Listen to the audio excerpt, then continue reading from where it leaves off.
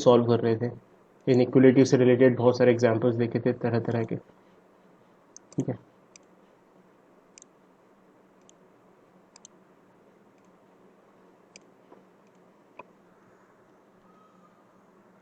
तो जैसे बहुत क्विकली पायलट व्यू लेते जाते हैं हर क्वेश्चन का।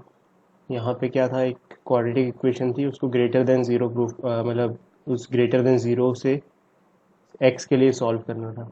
तो इसको क्या फैक्टराइज कर लिया, वेवी का मेथड लगाया और बता दिया वैल्यू। अच्छा, अगली इक्वेशन में भी सेम सिचुएशन थी। तीसरी इक्वेशन में फैक्टराइज्ड करके ही दिया था, तो बस प्लॉट करना था। नेक्स्ट सिचुएशन में बहुत इंपॉर्टेंटली देखा था कि ऐसे कुछ दिया हुआ है, 2/x डिवाइडेड लेस देन 3। तो इसमें x को 3 से डायरेक्टली मल्टीप्लाई नहीं कर सकते क्योंकि हमें पता नहीं है कि x पॉजिटिव है, नेगेटिव है या ज़ीरो है। तो मल्टीप्लाई नहीं कर सकते, खतरा है उसको करने में। तो हमें 3 को इस तरफ ले जाके माइनस करना पड़ा, फिर फैक्टर बनाने पड़े। सिमिलरली यहाँ पे भी डायरेक्ट मल्टीप्लाई नहीं किया, कोई भी वेरिएबल को हम डायरेक्टली क्रॉस मल्टीप्लाई नहीं करेंगे, ये सीखा। यहाँ पे भी उठा के ऐसे रखा इसको।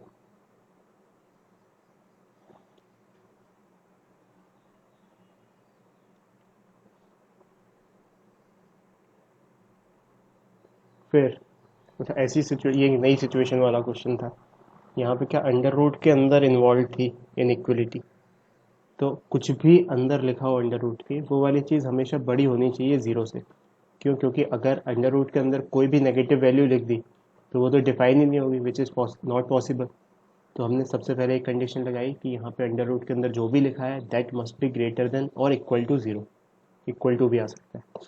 वहाँ से जो सिचुएशन बन के आई एक्स की, पहले उसको देखा कि एक्स छोटा होना चाहिए वन से। फिर इनइक्वलिटी पे पहुँच गए, देखा कि ये पॉजिटिव है और ये पॉजिटिव है, तो दोनों साइड स्क्वायर कर सकते हैं। स्क्वायर करके सॉल्व किया तो उससे कुछ अलग आंसर निकल के आया, यहाँ से लेके यहाँ तक। और जो पहली कंडीशन से आंसर आया था उसका कॉमन पार्ट लेके डायरेक्ट आंसर बता दिया। ठीक है, ऐसे सॉल्व कर लिया। सेकंड सिचुएशन ऐसी दी हुई है कुछ, मतलब नेक्स्ट क्वेश्चन में x-5 का अंडर रूट -9 - x का under root is greater than 1 and x is integer. Integer ही है x, रियल नंबर नहीं है। तो ठीक है, इसके अंदर, इस रूट के अंदर जो लिखा हुआ है वो greater than equal to zero होना चाहिए। इस रूट के अंदर जो लिखा है वो भी greater than equal to zero होना चाहिए। तो इससे निकल के एक आया x greater than equal to 5 और एक आया x less than equal to 9। तो हमने जो जो पॉसिबल इंटीजर बने 5 और 9 के बीच में वो मार्क कर लिए। ठीक है, फिर one by one hit and trial से पहले 5 रख के देखा कि सेटिस्फाई कर रहा है क्या, तो वो नहीं किया। फिर 6 रख के देखा वो सेटिस्फाई कर रहा है क्या, नहीं कर रहा था। तो केवल 9 ही सेटिस्फाई कर रहा था यहाँ पे, तो केवल एक ही आंसर होगा इसका, x इक्वल टू 9। ठीक है, नेक्स्ट सिचुएशन में ऐसे कुछ दिया हुआ था, है ना। यहाँ पे A cube plus B cube वाली आइडेंटिटी को हमने याद कर लिया था। A cube plus B cube is equal to A plus B multiplied by A square plus B square minus A B and A cube minus B cube is A minus B A square plus B square plus A B. ये याद रखना है अपन को, important identities हैं।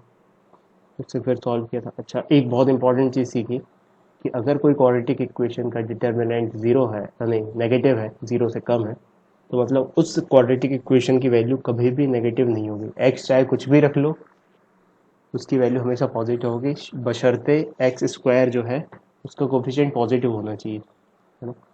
तो जिसका भी discriminant negative है, जिस भी क्वाड्रेटिक इक्वेशन का, और एक्स स्क्वायर का कोफिशिएंट पॉजिटिव है, तो हम कहेंगे उस क्वाड्रेटिक इक्वेशन की वैल्यू हमेशा पॉजिटिव रहेगी। अच्छा, इसका उल्टा भी अपन याद रख सकते हैं कि अगर एक्स स्क्वायर का कोफिशिएंट नेगेटिव है तो फिर ये वाली चीज़ नेगेटिव हो जाएगी। क्वाड्रेटिक इक्वेशन की वैल्यू हमेशा नेगेटिव हो जाएगी अगर नेगेटिव है और डी नेगेटिव है तो। फिर वेवी कर्व की और एग्जांपल कर लिए। अच्छा, एक अनोखा एग्जांपल देखा इस वाले में कि x इक्वल टू ज़ीरो, यहाँ से भी आंसर आ रहा था फैक्टराइज, इसका factor x equal to zero है, और 2 की पावर x माइनस वन लिखा है, इसका फैक्टर भी ज़ीरो है। तो इसका मतलब अब जो क्रिटिकल पॉइंट है उस पर दो बार सॉल्यूशन आ रहा है, एक और दो, तो मतलब कि पावर इवन जैसा ट्रीट करेंगे उसको। दो बार सॉल्यूशन आ रहा है, इसका मतलब पावर इवन जैसा ट्रीट करेंगे और फिर प्लस का प्लस ही रहेगा इस क्रिटिकल पॉइंट के पास। ये देख लिया। फिर एक और इक्वेशन देख ली यहाँ पे, X square minus x minus one x square minus x minus seven. ऐसी सिचुएशन में इसको मल्टीप्लाई करना थोड़ा फ़ायदे का सौदा नहीं रहता, क्योंकि बाई क्वाड्रेटिक बन जाती है एक्स की पावर 4 में।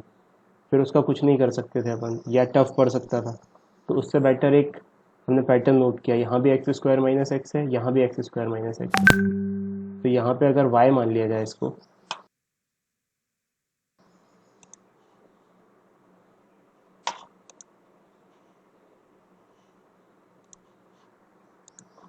ठीक है, तो यहाँ पे एक्स स्क्वायर माइनस एक्स को वाई मान लिया जाए, तो इक्वेशन रिड्यूस हो जाएगी Y minus one into Y minus seven में।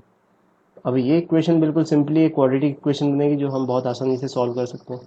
तो इसको सॉल्व किया, इसके कुछ फैक्टर्स आए, तो यहाँ से y की रेंज आ गई 2 से 6 के बीच में।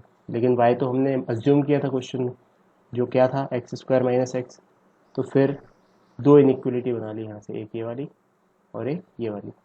दोनों इनइक्वलिटी को सॉल्व किया, और जो कॉमन पोर्शन आएगा वो उसका आंसर होगा, है ना, क्योंकि साइमल्टेनियसली सेटिस्फाई होनी चाहिए। तो इसका इंटरसेक्शन ले लिया, तो आंसर ये आ गया। ठीक है, फिर एक अगला क्वेश्चन कर रहे थे, इसको रिविजिट करते हैं, फिर से देखते हैं। तो मैं क्वेश्चन को फिर से लिख देता हूँ एक बार।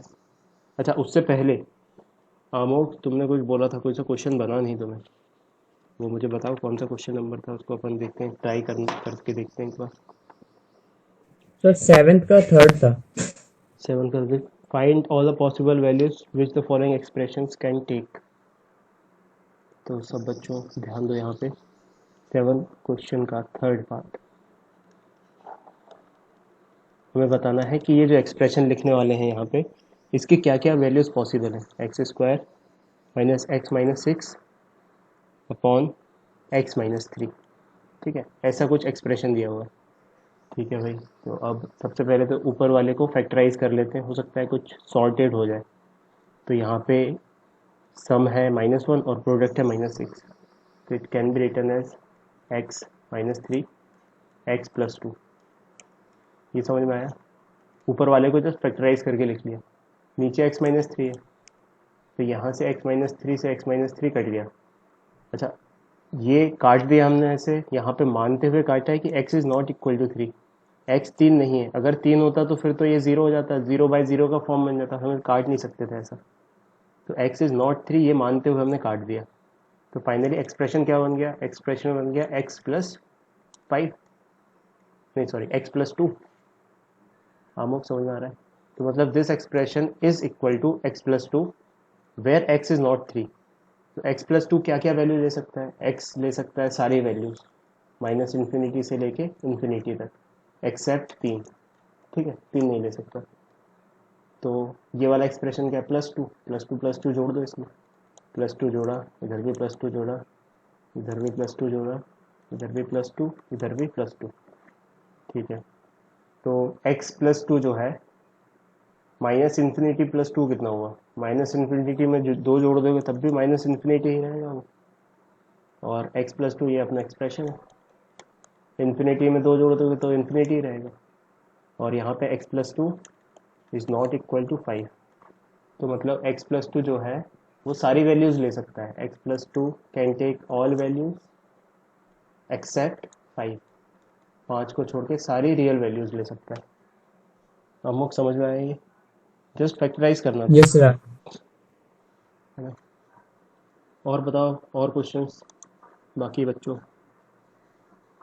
नमन, नवींद्र, दिव्या।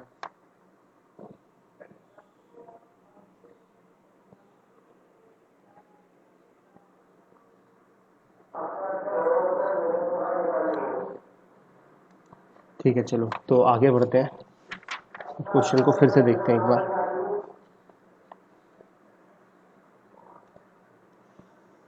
तो अपने पास क्वेश्चन है,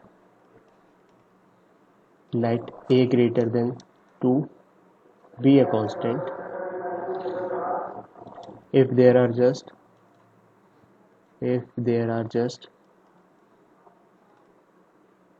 18 positive integers satisfying the inequality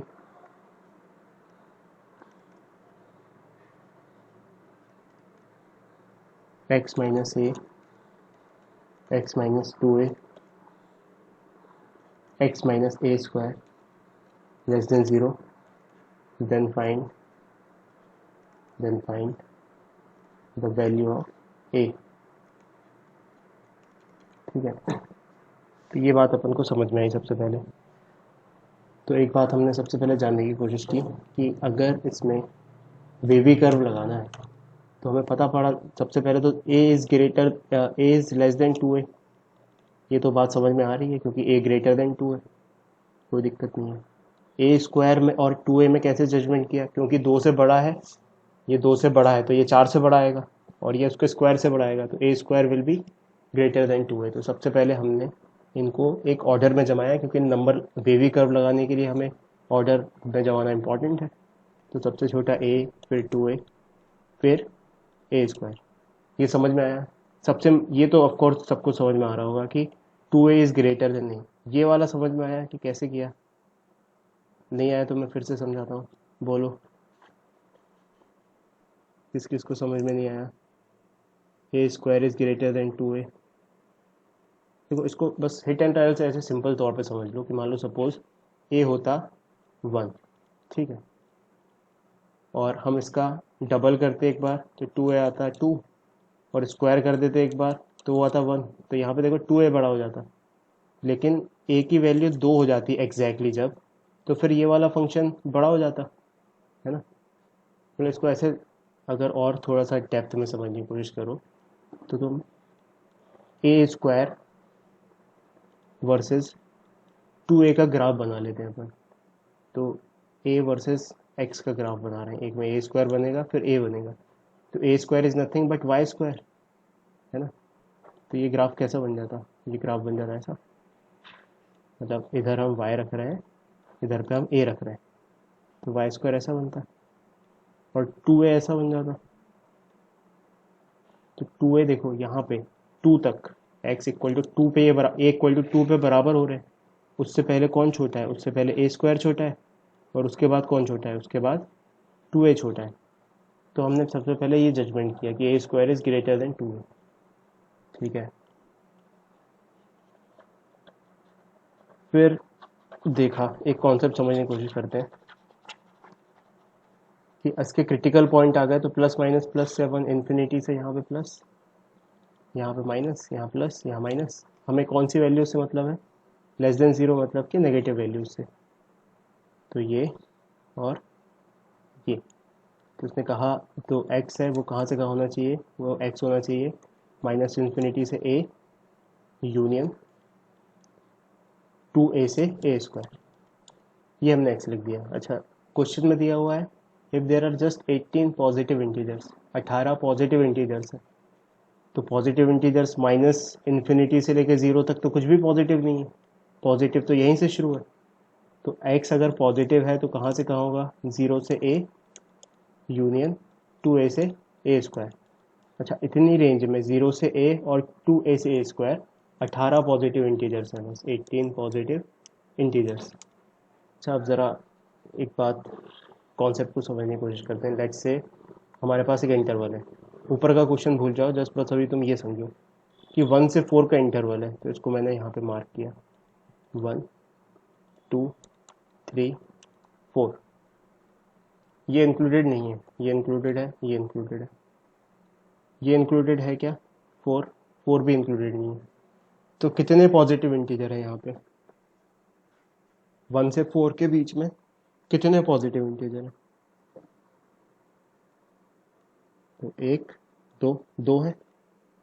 ठीक है, तो इसको कैसे लिख सकते हैं, 4 से 1 के बीच की दूरी कितनी है, 4 से 1 के बीच की दूरी 3 है. 3 में से 1 घटा दिया तो उतने इंटीजर्स आ जाएंगे. जैसे कुछ एक रैंडम, कुछ भी एक रैंडम इंटरवल लेते हैं, लेट्स से 25 से लेके 38 तक. तो अगर बताना है कि इस इंटरवल में कितने पॉजिटिव इंटीजर्स रहेंगे तो हम करेंगे 38 माइनस 25 माइनस 1. तो कितना नंबर आया यहाँ पे, 38 में से 25 गया 13 माइनस 1, 12 इंटीजर्स होंगे यहाँ पे. ये पॉइंट समझ में आ रहा है. रैंडमली कुछ भी एक और देखा, 1 से लेके 1000 के बीच में कितने पॉजिटिव इंटीजर्स होंगे? तो 1000 से 1 माइनस करेंगे, 1000 -1 -1, एक माइनस क्यों? क्योंकि एक और डबल काउंट कर लिया है हमने यहाँ पे, है ना। जैसे यहाँ पे 3 -1 करना पड़ गया था, तो इट विल बी 999 -1 998 इंटीजर्स। ठीक है। वैसे रैंडम अगर ए से बी लिखा हुआ है, तो यहाँ पे कितने पॉजिटिव इंटीजर्स होंगे? बी माइनस ए -1। ठीक है, इसको कैसे लिखेंगे? बी माइनस ए -1। अब हमारे पास क्या इंटरवल है? हमारे पास है इंटरवल 0 से ए, और दूसरा इंटरवल है 2a से ए स्क्वायर। इसके बीच में कितने इंटीजर्स हैं? 18। तो देखा, 0 से a के बीच में कितने इंटीजर्स होंगे? a -0 -1। ठीक है। 2a से ए स्क्वायर के बीच में कितने इंटरवल होंगे, कितने इंटीजर्स होंगे? ए स्क्वायर -2a -1। अब इन दोनों के बीच के सम टोटल, ये इंटीजर्स प्लस ये इंटीजर्स कितने होने चाहिए? 18। तो इस चीज़ की वैल्यू 18। तो हमारे पास जो इक्वेशन बनी, that is a-1 plus A square -2a plus -1 equal to 18। तो इसको सॉल्व किया तो ए स्क्वायर यहाँ से आया, a -2a that is -a, -1 -1 मतलब -2 इज इक्वल टू 18। इसको फर्दर सॉल्व किया तो ए स्क्वायर माइनस ए, 18 इधर आया तो A square minus A -20 equal to 0। यहाँ से ए की एग्जैक्ट वैल्यू आ जाएगी। तो ए को फर्दर सॉल्व कर रहे हैं यहाँ पे, इस इक्वेशन को स्प्लिट कर लेंगे, स्प्लिटिंग द मिडिल टर्म से। सम है 1 -1 और प्रोडक्ट है -20, so it will be splitted into a -5 a +4 equal to 0। तो यहाँ से a की दो वैल्यूज आई, a is equals to 5 and a is equals to -4।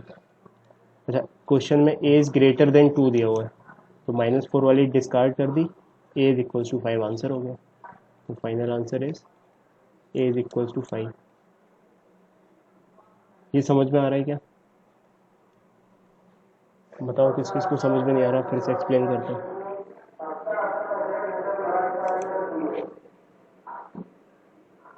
Naveen? Sir फिर से एक्सप्लेन कर दीजिए। हाँ दिव्या, तो देखो, सबसे पहले तो क्या क्वेश्चन में दिया हुआ है कि a इज़ ग्रेटर देन 2, तो हमें इंफॉर्मेशन दी है a के बारे में, और उस a से रिलेटेड एक इनइक्वलिटी बनाई है यहाँ पे फैक्टराइज्ड फॉर्म में। फैक्टराइज्ड फॉर्म में वेरिक और मेथड लगाई हमने। तो सबसे पहले तो ये डिसाइड किया कि a square is greater then 2 है। ये डिसाइड करना क्यों ज़रूरी था? क्योंकि हमें 2a आगे बनाए या a स्क्वायर आगे बनाए, ये हम बता नहीं पाते अगर ये डिसाइड नहीं करते तो सबसे पहले ये डिसाइड किया। फिर उसके बाद इसके फैक्टर एक a है, एक 2a है और एक a स्क्वायर है, इसको यहाँ पे कर दिया। फिर प्लस माइनस करके वेवी कर्व लगाया, तो x की वैल्यू आई -∞ से a और 2a से a स्क्वायर। अच्छा, सवाल में दिया हुआ है कि a ग्रेटर देन 2, और इस इक्वेशन को सेटिस्फाई करने वाले जो इंटीजर्स हैं वो केवल 18 पॉजिटिव इंटीजर्स हैं। पॉजिटिव दिया हुआ है मतलब कि नेगेटिव वैल्यूज से हमें कोई मतलब नहीं है। तो हमने x की पॉजिटिव वैल्यूज लिखी, -∞ से 0 तक तो नेगेटिव थी, हटा दिया उसको। तो एक वैल्यू लिखी 0 से a और दूसरी वैल्यू 2a से a स्क्वायर। ठीक है। अब क्या बोला उसने? अब बोला, मतलब एक कॉन्सेप्ट समझा हमने कि इनके बीच में, इस जो भी ये रेंज आ रही है, इनके बीच में 18 इंटीजर्स हैं। तो 18 इंटीजर्स को लिखने के लिए अपन कैसे करें? जैसे एक नंबर देखा हमने, कुछ भी रैंडम 1 से 4 प्लॉट करके देखा, तो यहाँ पे 1 से 4, तो इनके बीच में कितने इंटीजर्स हैं? दो, एक और दो, 2 और 3, 2 and 3 are integers, there are 2 इंटीजर्स, नंबर ऑफ इंटीजर्स इज 2। तो वो कैसे समझ पाए अपन? 4 में से 1 माइनस किया तो 3 आया, 3 में से एक और माइनस किया तो नंबर ऑफ इंटीजर्स आया उस रेंज में। तो जैसे एग्जांपल देखा कि अगर 25 से 38 तक दिया हुआ है और हमसे बोला गया है कि बताओ कितने इंटीजर्स हैं इस रेंज में, तो हम करेंगे 38 -25 -1, तो कितने हो जाएंगे वो? 12 इंटीजर्स, है ना। 38 में से 25 गए 13, 13 में से एक और गया तो 12। ऐसे कोई बोले कि बताओ 1 से 1000 के बीच में कितने इंटीजर्स हैं, तो 1 से 1000 के बीच में 1000 -1 999, और एक और माइनस करना है तो 998 इंटीजर्स। ऐसे कोई रैंडम ए से बी में पूछे, ए से बी में, तो हमें बताना है b - a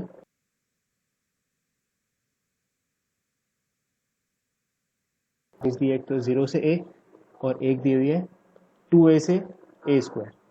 ठीक है, तो 0 से a में कितने होंगे, a minus zero, a minus zero, minus one, इतने इंटीजर्स हुए इस रेंज में। ठीक है, दूसरी रेंज में कितने, a square minus two A square minus two A minus one, इतने इंटीजर्स हुए। और इन दोनों इंटीजर्स ही 18 हैं, दोनों मिलके इन दोनों रेंज में जितने भी इंटीजर्स हैं वो मिलके 18 है। तो हमने ये इक्वेशन फ्रेम कर ली यहाँ से, क्वाड्रेटिक इक्वेशन, और उस क्वाड्रेटिक इक्वेशन को सॉल्व किया तो a की वैल्यू 5 आ गई। दिव्या समझ में आया अभी? हाँ सर, आ गया। ठीक है, नमन, आमोद, यस सर, आ गया। अच्छा मुझे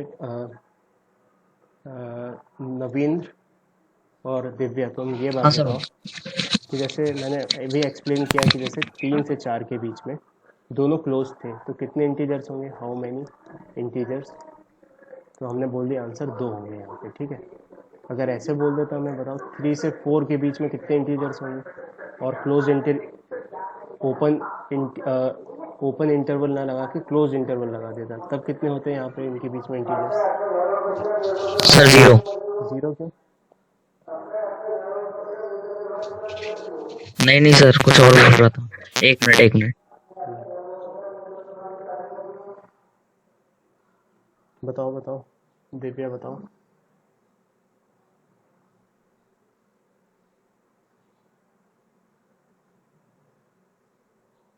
तो देखो कुछ नहीं, हम जैसे 3 और 4 के बीच में हमने नंबर लाइन पे ड्रॉ करके देख लिया था, जैसे इस वाली सिचुएशन में 3, अच्छा सॉरी सही बोला तुमने, इसमें तो 0 होंगे, इस वाले केस में 2 नहीं क्योंकि सर होंगे। 4 माइनस 3 माइनस 1 हो जाएगा। इसमें तो 0 होंगे, है ना। सॉरी गलत एग्जाम्पल ले लिया, 1 से 4 लेना चाहिए, नहीं तो थोड़ा देखने में दिक्कत हो जाएगी। तो 1 2 3 4, तो यहाँ पे 1 और 4 इंक्लूडेड नहीं थे ऊपर वाले सिचुएशन में, तो इसको काउंट नहीं किया, इसको काउंट नहीं किया, इसको काउंट किया 1 और 2, तो ये कितना हो गया 2। अच्छा नीचे वाली सिचुएशन में 1 2 3 4, अब ये इंक्लूडेड है 1 तो इसको भी काउंट करना है, ये 4 इंक्लूडेड है तो इसको भी काउंट करना है, तो 1 2 3 4 चारों काउंट होंगे यहाँ पे, तो 1 2 3 4, तो यहाँ पे 4। ठीक है, तो अगर ऐसे कहीं पे लिखा हुआ तो क्या किया हमने किया 3 माइनस 4 माइनस 1, लो upper limit minus lower limit plus 1 कर दिया, 3 प्लस 1। तो अगर कहीं पे ऐसे लिखा आ जाता है सिचुएशन में कि ए से बी क्लोज्ड है, अब बताओ हाउ मेनी इंटीजर्स, तो हम कहेंगे ए बी माइनस ए दोनों का डिफरेंस प्लस 1। ठीक है, एक ज़्यादा उससे, उनके डिफरेंस से एक ज़्यादा, ऊपर वाली सिचुएशन में डिफरेंस से एक कम था, है ना, इसमें ऊपर वाली डिफरेंस से एक ज़्यादा। तो मतलब ऐसे कुछ रटने की ज़रूरत नहीं है फॉर्मूला, ये ऑन द स्पॉट उसी टाइम पे दिमाग लगाओ। ठीक है, जैसे मान लो सपोज एक और सिचुएशन ऐसे दिया हुआ है 1 से 4, 1 is included and 4 is not included. अब क्या करें, अब यहाँ पे मार्क करो 1 2 3 4, 4 इंक्लूडेड नहीं है लेकिन 1 इंक्लूडेड है, तो 1 2 3, तो कितने होंगे यहाँ पे 3 इंटीजर्स। ठीक है, तो ये ऑन द स्पॉट अपन को वैसे के वैसे ही दिमाग लगाना है। ठीक है, आगे बढ़ते हैं, एक और क्वेश्चन देखते हैं अलग वैरायटी का। और बाकी सारे क्वेश्चंस तुमने अटेम्प्ट किए थे, बाकी सब सारे क्वेश्चंस बन गए क्या, किसने सारे क्वेश्चंस अटेम्प्ट किए?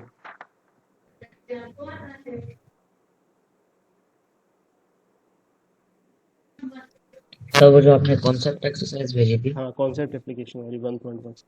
हाँ सर, मैंने की है। अच्छा बन गए, सारे आंसर आ गए थे? 20 तक सारे आंसर आ गए थे मेरे, 21 तक। ठीक है, तो अगर तुम्हें वो एक्सरसाइज कर ली मतलब कि काफ़ी है, इनइक्वलिटी में तुम्हें काफ़ी बढ़िया एक्सपोजर मिल गया अगर इतने क्वेश्चंस कर लिए तो। ठीक है, अब कुछ थोड़ा अलग वैरायटी के ज़रा से अपन क्वेश्चंस देख लेते हैं, थोड़े से अलग लेवल के, तो फोकस करना जस्ट और समझने की कोशिश करना।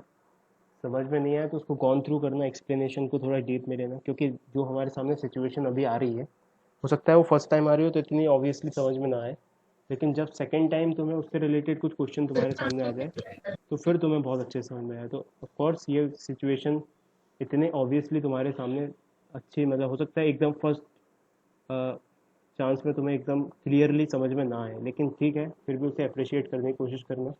और फिर जब सेकेंड बार जब तुम खुद खुद से प्रॉब्लम सॉल्व करोगे, तुम्हारे सामने सिचुएशन आएगी, उससे रिलेट करके तुम फिर से वही मेथड लगाओगे, तो वो चीज़ कॉन्क्रीट हो जाएगी। ठीक है, तो हमें कॉन्क्रीट करना है। तो मान लो ऐसी सिचुएशन है, find the set of all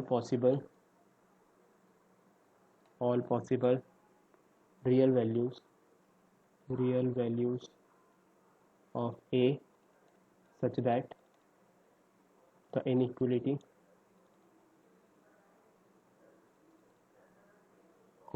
कुछ ऐसी दी हुई है, x माइनस a माइनस 1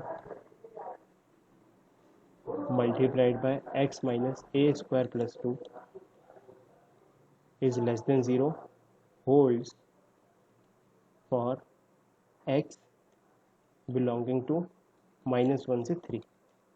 ठीक है, तो हमें a की वैल्यूज़ बतानी है सच दैट ये वाली इनइक्वलिटी होल्ड हो जाए, और x की रेंज दी हुई है कि -1 से 3 के बीच में होना चाहिए x को। तो ठीक है, सोचते हैं आराम से बैठ के। तो उन्होंने कहा है, अच्छे से वर्ड बाय वर्ड पढ़ते हैं।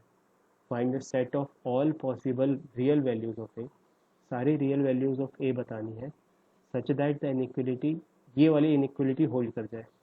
ठीक है, तो इसको देखते ही तुम्हारा मन चिल्ला रहा होगा कि इसका एक रूट तो है a माइनस 1 और एक रूट है इसका a स्क्वायर प्लस 2, और इच्छा हो रही होगी कि वेवी कर्व में प्लॉट कर दो। तो ठीक है, अपन प्लॉट कर देते हैं। सॉल्यूशन में सबसे पहले हमने क्या देखा कि वेवी कर्व के थ्रू इस वाली इक्वेशन, पहले ऊपर वाली इक्वेशन को देख रहे हैं, ये कहाँ से कहाँ a माइनस 1 से लेके a स्क्वायर प्लस 2 से होना चाहिए, और plus minus plus less than 0 है, तो we are concern about the negative values. That means x should be between a minus 1 से a स्क्वायर प्लस 2। ये समझ में आया यहाँ तक? अच्छा, अब 100% यहाँ से यहाँ के बीच में है x अपना, ये अपन को समझ में आ गया। अभी a वेरिएबल है, यहाँ पे a की वैल्यू हमें पता नहीं है। ठीक है, अब दूसरी सिचुएशन दी हुई है, holds for x belongs to -1 से 3। x -1 से 3 ही होना चाहिए। अच्छा, ये जो हमने प्लॉट किया है, ये a -1 और a स्क्वायर प्लस 2, ये हमारी इक्वेशन जो सॉल्व होके आई है, इन इक्वेशन वो पहले वाली कंडीशन से सॉल्व होके आई है। मतलब हम श्योरली कह सकते हैं कि ये a -1 और a स्क्वायर प्लस 2 के बीच में होना चाहिए। और फिर अगेन उसने कहा कि -1 से 3 के बीच भी होना चाहिए x। ठीक है, अब ये तो वेरिएबल है, इसको एडजस्ट किया जा सकता है। दिस कैन बी मूव्ड, इधर बना लेते हैं हम, चाहे इधर बना लेते हैं, क्योंकि अभी a की वैल्यू फिक्स नहीं है। ठीक है, अच्छा, अब हमें -1 से 3 प्लॉट करें अगर, तो -1 से 3 ओवरलैप होना चाहिए। -1 तो एग्जैक्टली फिक्स्ड वैल्यू है। -1 की वैल्यू जब नंबर लाइन पे प्लॉट करोगे, तो मान लो सपोज यहाँ बनाते हैं -1 से 3, तो -1 से 3 बनाया तो उसकी तो फिक्स्ड पोजीशन रहेगी। a की पोजीशन वेरिएबल हो सकती है, ये वाली चीज़ की पोजीशन यहाँ बना लेते तुम, चाहे यहाँ बना लेते, कहीं भी बना सकते थे। 100% वो फिक्स्ड वैल्यू थी, मतलब वेरिएबल वैल्यू थी, कहीं भी बना सकते थे। लेकिन -1 से 3 वाली वैल्यू तो फिक्स्ड है, तो ये तो यहीं बनेगी। ठीक है, अब वेरिएबल अपन अगर अंदर बना दिया, मान लो सपोज a-1 प्लॉट किया, a-1 अगर यहाँ आ गया तो दिक्कत हो जाएगी, क्योंकि ये वाली पोजीशन छूट गई। x -1 से 3 के बीच में होना चाहिए। ठीक है, तो हम यहाँ बना लेते हैं, a-1 को इसके बियॉन्ड मार्क कर लेते हैं, a-1, और a स्क्वायर प्लस 2 को इस तरफ मार्क कर लेते हैं, a square plus 2।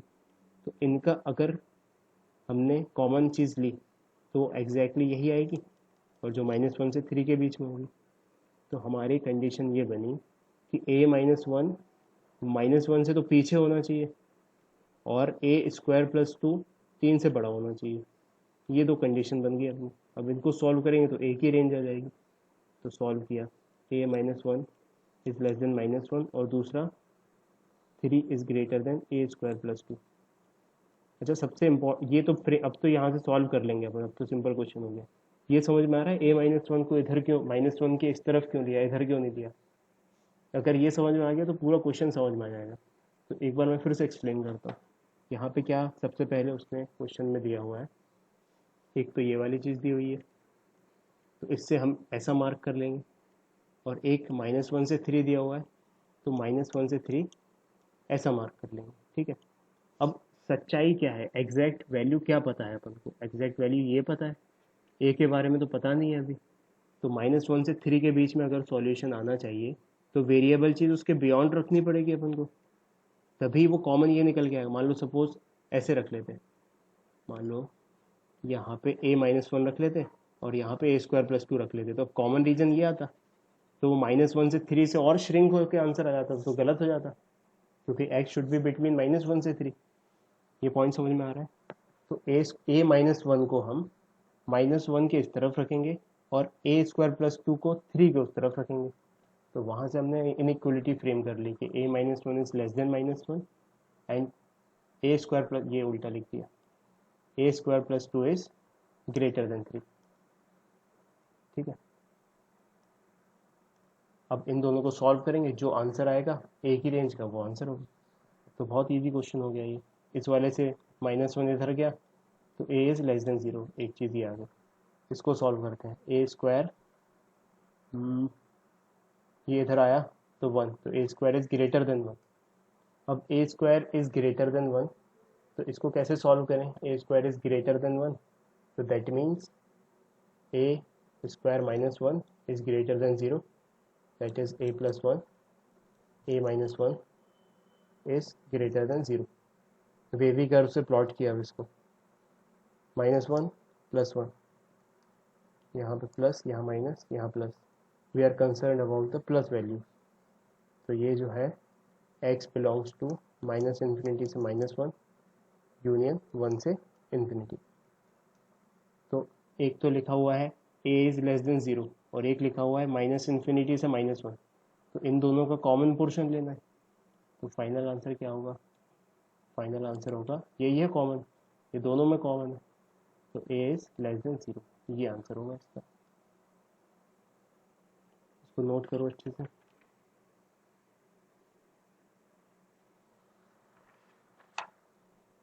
a is less than 0 नहीं, -1, हाँ a इज़ लेस देन 0 सही है।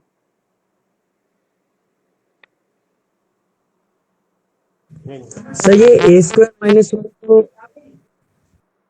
हाँ हाँ, a² -1 को, हाँ सर ये जो a² -1 है सर आपने इसको a+b × a-b के फॉर्म में चेंज कर दिया, हाँ बट सर वो तो a² - b² होता है ना, और ये हाँ, तो -1 है, तो 1 को 1² लिख सकते हैं ना, 1 इज़ नथिंग बट 1²। तो सर वो माइनस मतलब, अच्छा ठीक है, माइनस अटैच, ठीक है। हाँ, एक बार ज़रा इसमें कंफ्यूजन हो रहा है मुझे, इस वाले को फिर से देख लेते हैं। लेट्स से ये पहले से मिला सिचुएशन, ये दूसरे से मिला, इन दोनों का इंटरसेक्शन लेना है। तो पहले वाले को प्लॉट किया 0, 0 से छोटी वैल्यू, दूसरे वाले को प्लॉट किया -∞ से -1, -1 यहाँ प्लॉट कर लेते हैं, ये आया -1, और एक आया 1 से इन्फिनिटी, तो 1 से इन्फिनिटी ये। तो कॉमन पोर्शन इसका -∞ से -1 होगा, तो फाइनल आंसर जो 1 और 2 का इंटरसेक्शन है वो होगा a इज़ लेस देन -1। इसको करेक्ट करो, 0 नहीं, -1 से छोटा होगा, तो ये आंसर हो गया।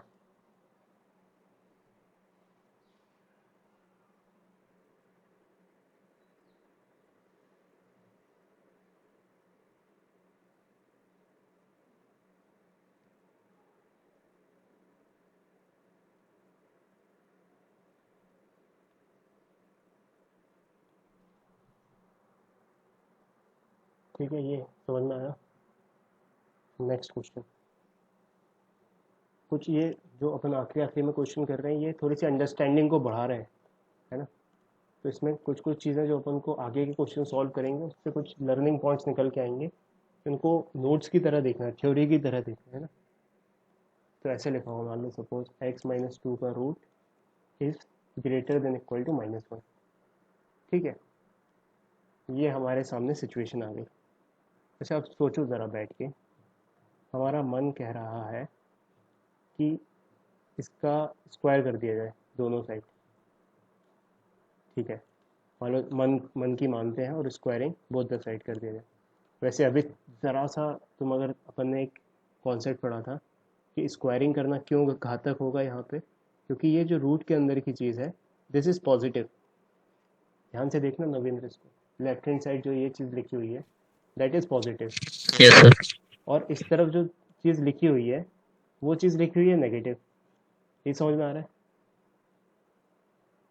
तो ये वाली चीज़ का अगर एक तरफ पॉजिटिव है और एक तरफ नेगेटिव है तो स्क्वायर ऐसे अपन कर दें तो दिक्कत हो जाती है ना? क्या कॉन्सेप्ट देखा था अपन ने? अगर ऐसे दिया हो कि positive is greater than positive some positive number, तब स्क्वायर कर दो, कोई दिक्कत नहीं है, ठीक है। और ऐसे दिया हो कि some negative is greater then सब नेगेटिव नंबर, तो अगर स्क्वायर करना है तो फिर साइन पलट जाएगा। ये समझ में आ रहा है? तो अब लेकिन यहाँ पे एक तरफ पॉजिटिव है और एक तरफ नेगेटिव है, तब तो दिक्कत वाली बात है ना? ऐसे स्क्वायर नहीं कर सकते, we can not square, we can not square.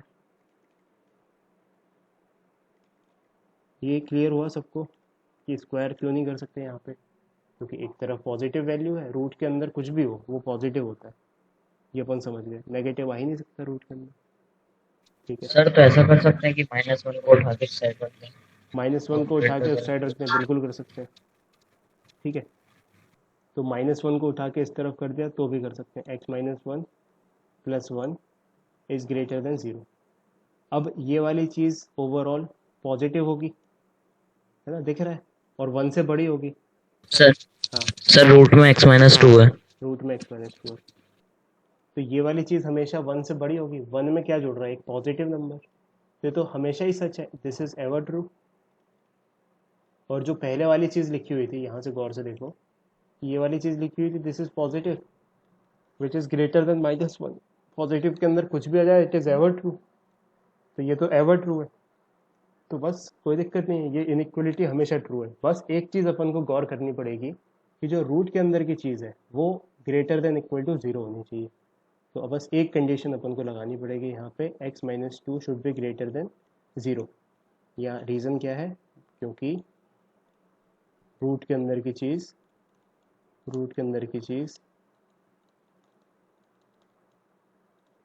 Is greater than equal to 0। तो यहाँ से सॉल्व किया तो x greater than equal to 2 आ गया। तो फाइनल आंसर बस यही है, answer is x should be belonging to 2 से इन्फिनिटी। 2 से इन्फिनिटी तक कुछ भी वैल्यू रख दो, एकदम सही आंसर दे देगा ये बात समझ में आ रही है? तो हम इस सिचुएशन को पहले सोचेंगे कि ये पॉजिटिव है दैट इज़ ग्रेटर देन -1, तो मतलब इनइक्वलिटी को तो सॉल्व करने की ज़रूरत ही नहीं है।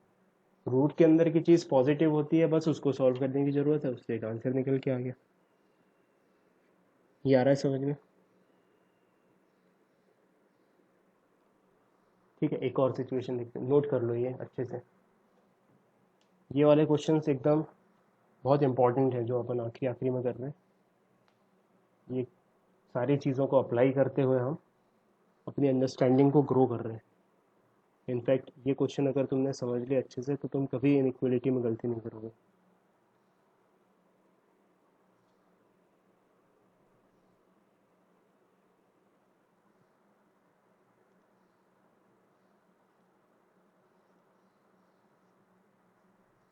एक और सवाल लिखो, ऐसे दिया हुआ है, अब इसमें दिमाग लगाना। ऐसे लिखा हुआ है x-1 का root is greater than 3 - x का रूट, ये दिया हुआ है। सॉल्व फॉर x की वैल्यू के लिए सॉल्व करना है। तो अब मुझे बताओ सबसे पहले, नमन, क्या मेरी आवाज़ तुम तक पहुंच रही है? तुम्हारा माइक ठीक नहीं हुआ क्या अभी तक?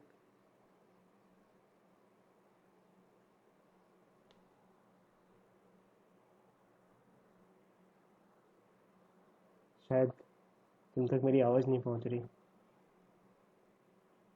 ठीक है चलो, अब तुम बताओ कि क्या अब मैं स्क्वायर कर सकता हूँ दोनों साइड? In yes sir. तो आवाज़ हाँ हाँ सर, कर सकते हैं। कर सकते हैं। तो स्क्वायर। क्यों कर सकते हैं, बिल्कुल सही तुमने कहा, क्योंकि रूट के अंदर की दोनों चीज़ साइड लिखी है, पॉजिटिव। दोनों साइड पॉजिटिव है, positive is greater than positive, तो वी कैन स्क्वायर इट, तो बिल्कुल कर सकते हैं, तो यहाँ पे स्क्वायर कर दिया। तो स्क्वायर करके एक इनइक्वेशन बनेगी, तो वो बनेगी x minus one is greater then three minus x. ठीक है, तो इससे एक सॉल्यूशन निकल के आएगा। तो ये x इधर आया, तो x plus X that is two X, one इधर गया तो three plus one greater than four आ गया यहाँ पे, तो x ग्रेटर देन टू आ गया, दोनों साइड टू से डिवाइड कर दिया। पॉजिटिव नंबर है तो डिवाइड मल्टीप्लाई कर सकते हैं और इनइक्वलिटी चेंज नहीं होगी। नेगेटिव होता तो इनइक्वलिटी चेंज हो जाती। तो यहाँ से अपन को एक सॉल्यूशन मिल गया, x is greater than two. तो क्या यही इसका आंसर है? नहीं, कुछ और कंडीशन भी सेटिस्फाई करनी पड़ेंगी। जैसे ये वाली चीज़ रूट के अंदर नेगेटिव नहीं हो सकती, तो एक कंडीशन लिखी यहाँ से, x minus one is greater than equal to zero. तो यहाँ से क्या निकल के आया, x is greater than equal to one. ठीक है, दूसरी condition, three minus X should be greater than equal to zero. तो दूसरी condition, three minus X should be greater than equal to zero. तो x उस तरफ गया तो x less than equal to three. ठीक है, तो एक कंडीशन ये आई हमारे पास, दूसरी ये आई और तीसरी ये है। तो इन तीनों का जो कॉमन सॉल्यूशन होगा वही अपना परफेक्ट आंसर होगा। तो देख लेते हैं प्लॉट करके। तो पहला वाला प्लॉट किया, X is greater than equal to one, तो ये वन प्लॉट किया यहाँ पे, इससे बड़ा है ना, इंक्लूडेड और बड़ा। दूसरा x is less then three, तो यहाँ पे प्लॉट किया थ्री, और लेस देन तो लेस देन, इंक्लूडेड, और फिर दो नॉट इंक्लूडेड और उससे बड़ा, तो दो बनाया यहाँ पे, उससे बड़ा। तो कॉमन रीजन कितना आ रहा है, कॉमन रीजन आ रहा है दो से तीन, where two is not included and three is included. तो फाइनल आंसर होगा x बिलोंग्स टू टू से three, two not included, three included. ये आया समझ में?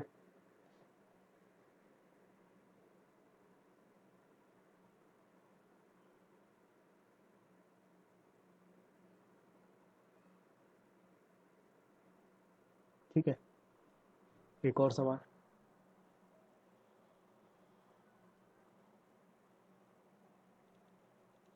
ऐसे दिया हुआ है, x plus root x is greater than root x minus three, है ना। रूट एक्स अकेला है यहाँ पे, सारी चीज़ें रूट के अंदर नहीं है। तो अब क्या किया जाए, ग्रेटर देन इक्वल टू भी, तो सबसे पहले सिचुएशन देखते हैं। अब स्क्वायर कर सकते हैं क्या, तो देखो स्क्वायर करने की ज़रूरत ही नहीं है। सबसे पहले सोचो ये वाली चीज़ पॉजिटिव है या नेगेटिव, रूट के अंदर रखा है कुछ तो वो पॉजिटिव होगी, तो ठीक है। तो एक कंडीशन आएगी जो भी रूट के अंदर है, और यहाँ तो केवल एक्स ही है रूट के अंदर, तो that should be greater than equal to zero. तो एक कंडीशन तो ये आ गई। दूसरी कंडीशन, इस इनइक्वलिटी को सॉल्व करने की कोशिश की हमने, तो हमारे सामने क्या सिचुएशन बनी, x plus root x is greater than equal to root x minus three. Root x से रूट एक्स कट गया, पॉजिटिव चीज़ें काट दी बराबर, नेगेटिव भी होती तब भी कट जाती, प्लस माइनस में कोई दिक्कत नहीं है। तो बची इक्वेशन क्या केवल यहाँ से, x is greater than equal to minus three. तो पहली सिचुएशन से आया x is greater than equal to zero, और दूसरे से आया x is greater than equal to minus three. तो x is greater than equal to zero, और दूसरी situation x is greater than equal to minus three. तो common portion लेना है, कॉमन पोर्शन क्या है, कॉमन पोर्शन ये जीरो से इन्फिनिटी। इसका आंसर हो जाएगा x belongs to zero included से इन्फिनिटी। आ गया समझ में?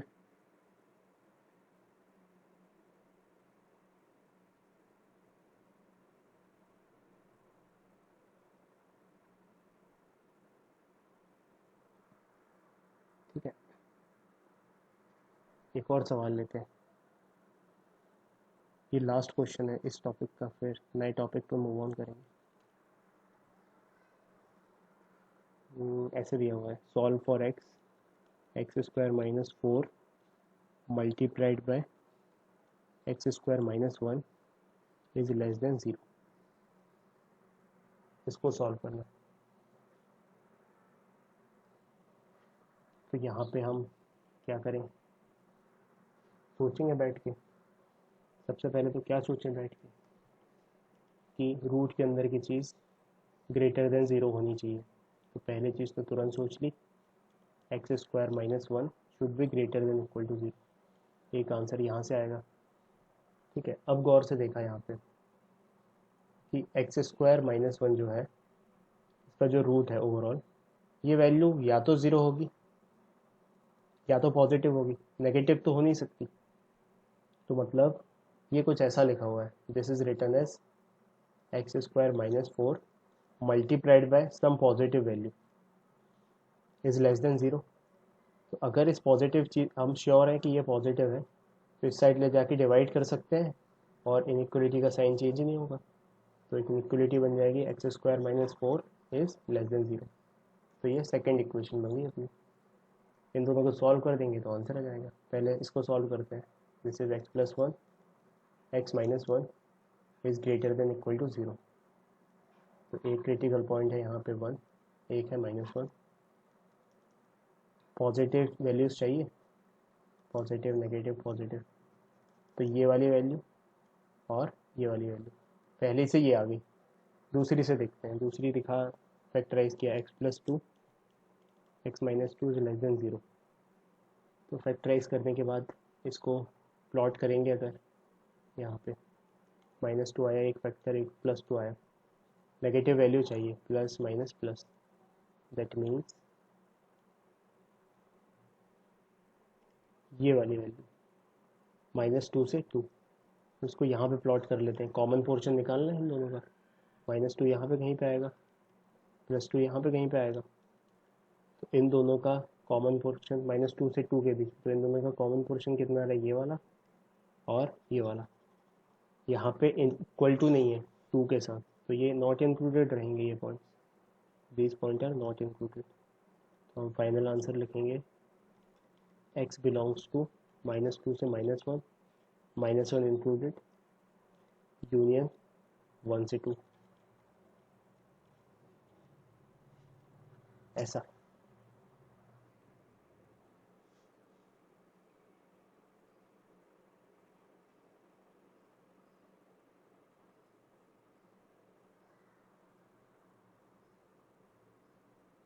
अच्छा, कुछ इसको नोट करो। उसके बाद एक थॉट ये भी कह रहा है कि यहीं पे अगर इसको फैक्टराइज कर लेते, लेट्स से एक थॉट प्रोसेस ऐसी बोल रही है, हमारे पास है x square minus four multiplied by under root of x square minus one is less than zero. तो इसको यहीं के यहीं फैक्टराइज किया मान लो सपोज, तो ये हुआ x plus two x minus two x minus one का रूट और एक्स प्लस वन का root is less than zero. तो अब यहाँ पे देखो, यहाँ पे क्या वेवी कर्व लगाई जा सकती है? तो अपन मान लो सपोज लगाने के लिए चले, तो यहाँ पे सबसे छोटा माइनस टू, फिर माइनस वन, फिर प्लस वन, फिर प्लस टू, ऐसे मार्क कर दिए सारे पॉइंट्स। तो अब इसको ऐसे समझो कि एक्स माइनस वन का रूट है, यहाँ पे एक्स माइनस वन की पावर हाफ है।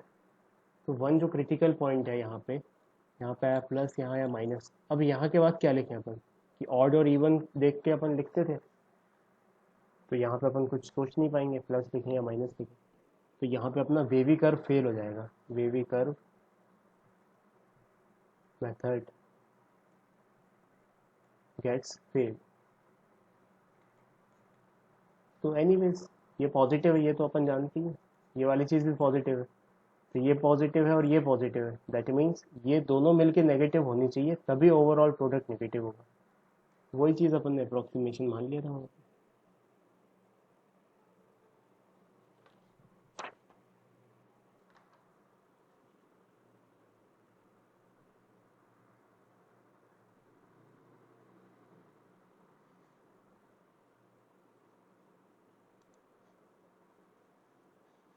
ठीक है, आया समझ में?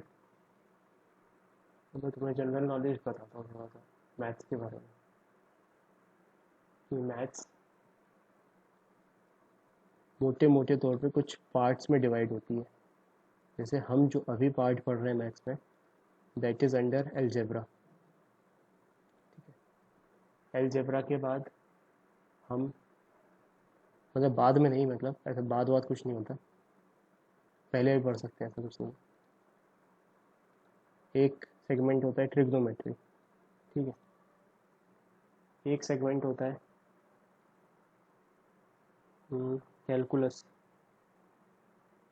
ये बहुत इंपॉर्टेंट है ये कैलकुलस वाला। तो अभी मैं 3 के बारे में बताता हूँ तुम्हें। तो अलजेब्रा में अभी अपन क्या पढ़ रहे हैं? अभी अपन पढ़ रहे हैं इनइक्वलिटीज़।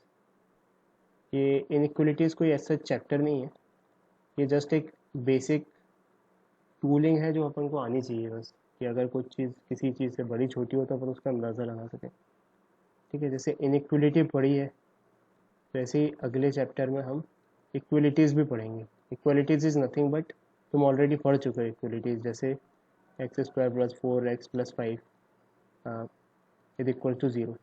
तो यहाँ पे इनइक्वलिटी की जगह इक्वलिटी आ गई, तो अब तुम्हें पता है क्या करना है, इसका एक्स की एग्जैक्ट वैल्यू आ जाएगी।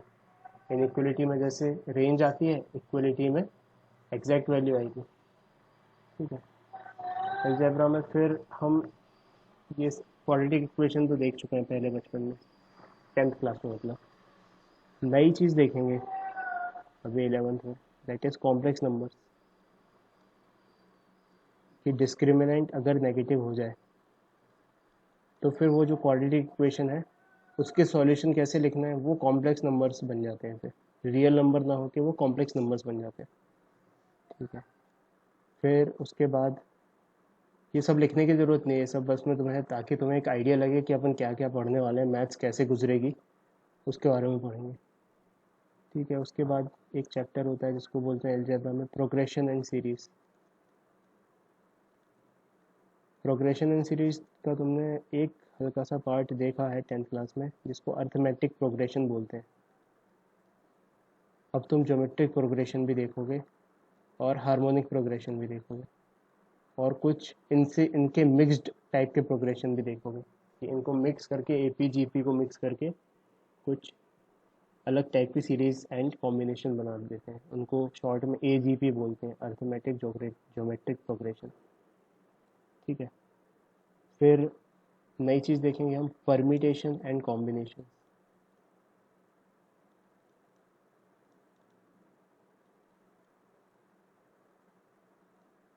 तुमने खाली टाइम में अपने किताब के अगर कंटेंट देखे होंगे तो तुम्हें ये सारी चीज़ें थोड़ी सी देखेंगे, समझ में आएंगी क्या है। तो परमिटेशन एंड कॉम्बिनेशन, उसमें क्या ऐसे एक्स वाई जेड नहीं होते, उसमें हम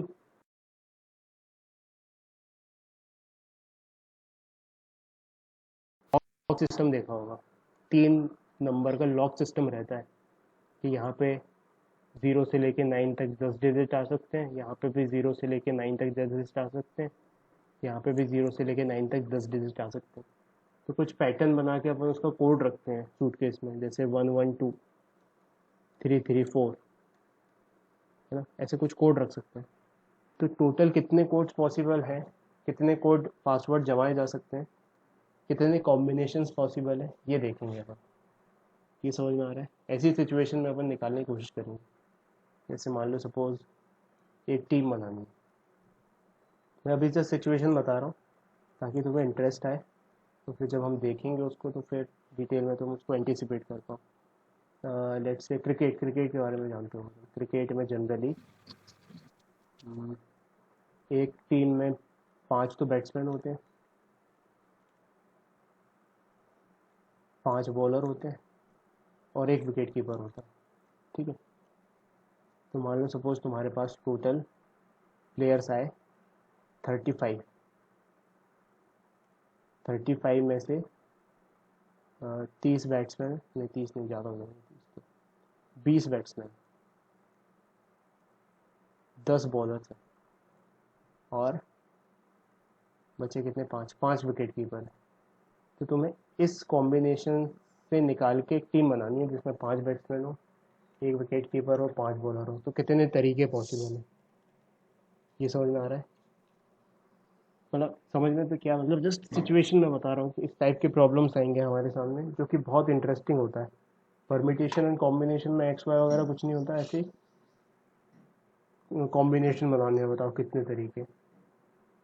10 लड़के हैं, 4 लड़कियां हैं, 2 लड़के और 3 लड़कियों की टीम बनानी है, प्रेसिडेंट और वाइस प्रेसिडेंट, बताओ कितने तरीके। तो ऐसा कुछ करेंगे वहाँ पर। ठीक है, अलजेब्रा में फिर परमिटेशन एंड कॉम्बिनेशन के साथ साथ एक नई टाइप की थ्योरम होती है, इसको बोलते हैं अपन binomial theorem. Binomial theorem, bi से नाम बता रहा है 2 टर्म्स, जैसे a प्लस बी की पावर 2, इसको हम कैसे लिखते हैं, a square plus B square plus 2ab। a plus b की पावर 3, इसको कैसे लिखते हैं, a cube plus B cube plus 3a square b plus 3ab square. a plus b की पावर 4, इसको भी लिख ही देंगे अपन किसी न किसी तरीके से कि a प्लस बी का होल स्क्वायर निकाल लिया और उसको मल्टीप्लाई कर दिया a प्लस बी के होल स्क्वायर से, और फिर उसके बाद लिख दी टर्म। लेकिन मान लो सपोज तुम्हारे पास ऐसी सिचुएशन हो जाए a प्लस बी की पावर 37, तो अब क्या करोगे, है ना। तो ये बाइनोमियल थ्योरम से हमें इस चीज़ का आंसर लिख सकते हैं अपन बहुत आसानी से, ये चीज़ सीखेंगे लिखना बाइनोमियल थ्योरम में। और उससे रिलेटेड फिर देखेंगे कि जैसे a प्लस बी स्क्वायर में कितनी टर्म्स आएंगी, 1 2 3। a प्लस बी क्यूब में कितनी टर्म्स आएंगी, 1 2 3 4। a प्लस बी की पावर 4 में 5 टर्म्स आएंगी। ऐसे ही a प्लस बी की पावर 37 में 38 टर्म्स आएंगी। तो अगर कोई बोले कि बताओ 35th टर्म क्या होगी, तो वो निकाल पाएंगे अपन बाइनोमियल थ्योरम का यूज़ करके, ठीक है। फिर इसी अलजेब्रा में एक और चैप्टर रहेगा जिसे अपन बोलेंगे प्रोबेबिलिटी। प्रोबेबिलिटी का भी तुमने हल्का फुल्का आइडिया ले रखा है कि सिक्का उछालेंगे तो कितनी प्रोबेबिलिटी कि हेड आएगा, 3 सिक्के साथ में उछालेंगे तो कितनी प्रोबेबिलिटी है कि तीनों में टेल आ जाए, ऐसी कुछ सिचुएशन।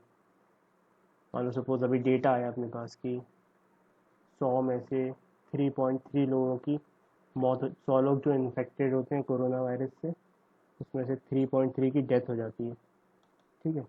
ये एक डेटा दिया हुआ है। दूसरा डेटा दिया हुआ है मध्य प्रदेश में 70, मैं जस्ट रैंडम एग्जांपल दे रहा हूँ, 70 लोग 125 लोग अगर इन्फेक्टेड होते हैं तो 55 लोगों की उसमें मौत हो जाती है। ये एमपी का डेटा है और ये पूरे इंडिया का डेटा है।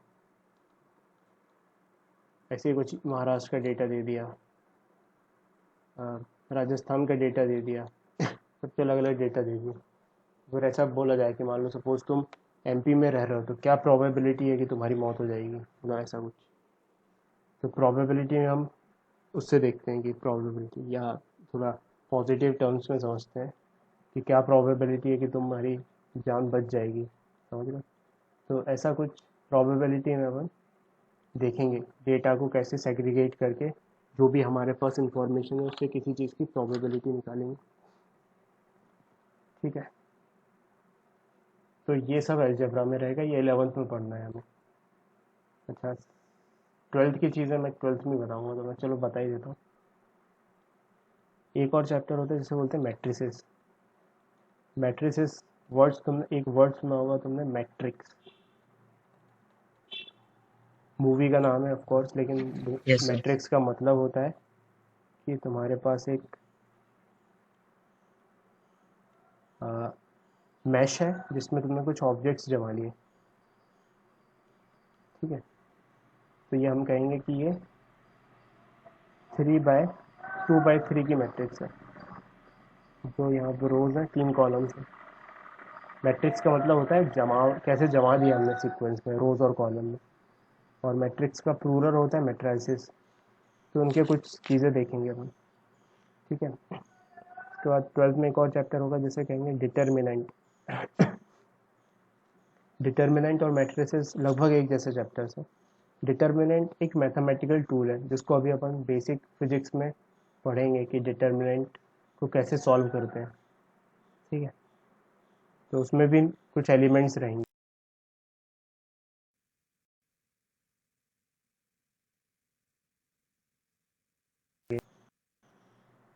तो जैसे ये 3/3 का डिटर्मिनेंट है, ये 2/3 का मैट्रिक्स है, तो इनकी रिलेटेड प्रॉपर्टीज़ पढ़ेंगे अपन। तो मैट्रिसाइज एंड डिटर्मिनेंट्स भी 12th क्लास में आएगा एल्जेब्रा में, ठीक है। उसके बाद ट्रिग्नोमेट्री पे आ जाते हैं।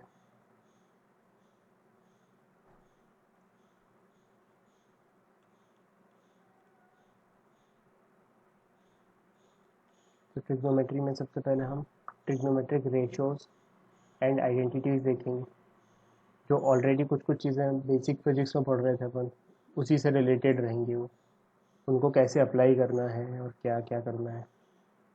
ठीक है, फिर एप्लीकेशन देखेंगे, एप्लीकेशन ऑफ ट्रिग्नोमेट्री। ये 10th में भी था ये चैप्टर कि बताओ क्लिफ से देख रहे हैं तो एंगल ऑफ डिप्रेशन अल्फ़ा है और उसका फुट जहाँ पे देखो फुट को देख रहा है वो टावर की हाइट बताओ, अगर वो 10 मीटर पर खड़ा है और एंगल ऑफ क्या बोलते हैं उसको, एंगल ऑफ डिक्लिनेशन 50 डिग्री है तो ऐसे। और ये तो एक ही तरीके के क्वेश्चन थे सारे वहाँ पे 10th क्लास में, एक ही तरह के क्वेश्चन थे, या तो एंगल ऑफ एलिवेशन होता था या तो एंगल ऑफ डिप्रेशन होता था। अब और अलग अलग टाइप की सिचुएशन आ जाएंगी तो वो सॉल्व करना सीखेंगे एप्लीकेशन ऑफ ट्रिग्नोमेट्री में। ठीक है, कुछ इनवर्स ट्रिग्नोमेट्रिक फंक्शन पढ़ेंगे, inverse trigonometric functions. Inverse trigonometry जैसे उस दिन तुम क्लास में बैठे थे फिजिक्स वाली में, तो तुम अप्रिशिएट कर पाओगे कि जैसे साइन इनवर्स 1/2 रखा है तो ये एक एंगल होगा। साइन इनवर्स 1/2 इज ऐसा एंगल जिस पे साइन की वैल्यू 1/2 आ जाए, वो होता है 30 डिग्री या π/3। 30 डिग्री और π/3 दोनों सेम चीज़ है। हमें क्या धीरे धीरे डिग्री से रेडियन पे आना है। ठीक है, रेडियन SI यूनिट के वो है यहाँ पे। ठीक है, ट्रिग्नोमेट्री में ये हो गया। एक चैप्टर होता है प्रॉपर्टीज ऑफ ट्राइंगल।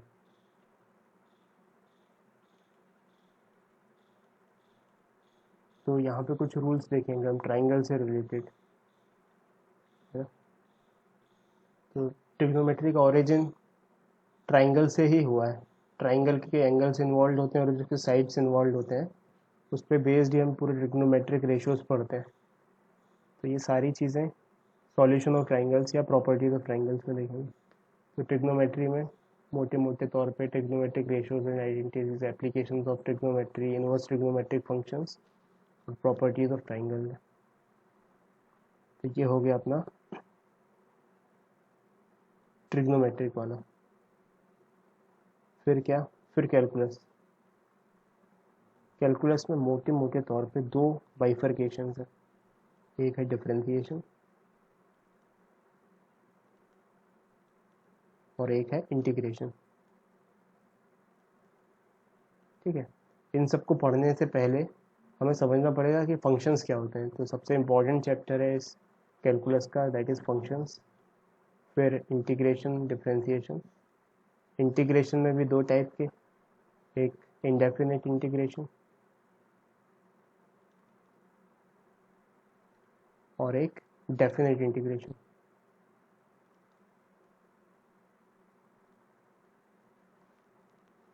और फिर उसके बाद एप्लीकेशन ऑफ इंटीग्रेशन। ठीक है, डिफरेंशिएशन में डिफरेंशिएबिलिटी,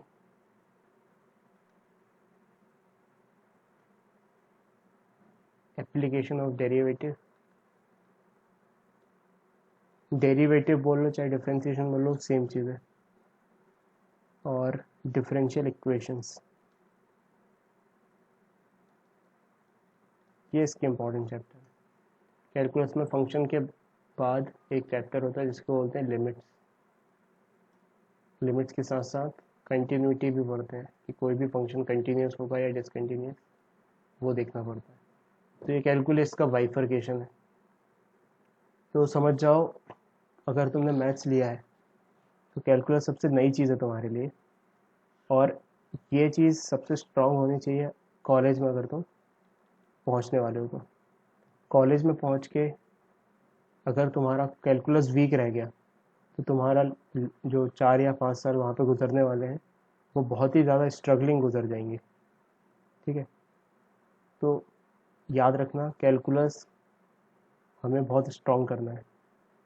अच्छा, जो भी चीज़ें हम पढ़ रहे हैं अभी, तो ट्रिग्नोमेट्री मोटे मोटे तौर पे रटने वाली चीज़ है ना। इसमें क्या लगता है, मेमोराइजिंग कैपेसिटी लगती है अपनी, सारे फार्मूलेज याद होने चाहिए। फार्मूले याद नहीं है तो फिर दिमाग क्या ही लगाओगे, फार्मूला याद है तभी तो दिमाग लगाओगे। इसमें तुम्हारी मेमोराइजिंग पावर बहुत यूज़ होती है। कैलकुलस इंडियन मैथ्स है पूरा, कैलकुलस का ओरिजिन इंडिया की तरफ से हुआ है पूरी तरीके से। तो ये अगर तुम सच्चे भारतीय हो तो ये तुम्हें बहुत स्पॉन्टेनियसली समझ में आएगा। मतलब पहले पढ़ते टाइम बड़ा कष्ट होगा इसको कि ये क्या है, लेकिन एक बार जब तुम सीख जाओगे तो बहुत स्पॉन्टेनियसली सॉल्व होंगी सारी चीज़ें। तो कैलकुलस सबका अच्छा हो जाता है, मतलब जितने भी बच्चे कॉलेज में पहुँचे हैं जो भी मैथ्स पढ़ रहे हैं जिनका मैथ्स का बैकग्राउंड है, उनको ऐसा लगता है कि कैलकुलस बहुत एलियन चीज़ है। तुम्हें मुझे सब, मतलब हम भी पढ़ रहे थे तब हमको ऐसा लगता था कि हम तो कभी हम सीख ही नहीं पाएंगे ये चीज़। लेकिन वंस एक बार उसको पढ़ लिया, उसको सॉल्व कर लिया, उसमें घुस गए, तो सबसे इजी चीज़ लगती है अब calculus. Calculus is most easy thing once you learn it, और मोस्ट एप्लीकेबल, मतलब पूरे तुम्हारे कॉलेज लाइफ में कैलकुलस ही चलने वाली है। आगे जब तुम हायर डिग्री करोगे, जब तुम पढ़ोगे, तो सब ट्रिग्नोमेट्री वगैरह थोड़ी थोड़ी हल्की फुल्की आएंगी और बस तुम्हें कैलकुलस ही दिखेगा हर जगह। ठीक है। एलजेब्रा में तो तुम उस्ताद हो जाओगे, क्योंकि एलजेब्रा तो अभी तक 10th तक पढ़ते हुए आए थे, तो तुम्हें इसी उन्हीं में अपनी अपनी थोड़ी थोड़ी चीज़ें ऐड ऑन करनी है। ठीक है। तो एलजेब्रा, ट्रिग्नोमेट्री, कैलकुलस से एक और बहुत इंपॉर्टेंट बाइफर्केशन है, वो है कोनिक सेक्शन का, कि हम 11th में पढ़ेंगे। तो कोनिक सेक्शन में क्या क्या चीज़ें आती हैं सबसे पहले समझते हैं। कोनिक सेक्शन में कोऑर्डिनेट ज्योमेट्री है ये पूरी।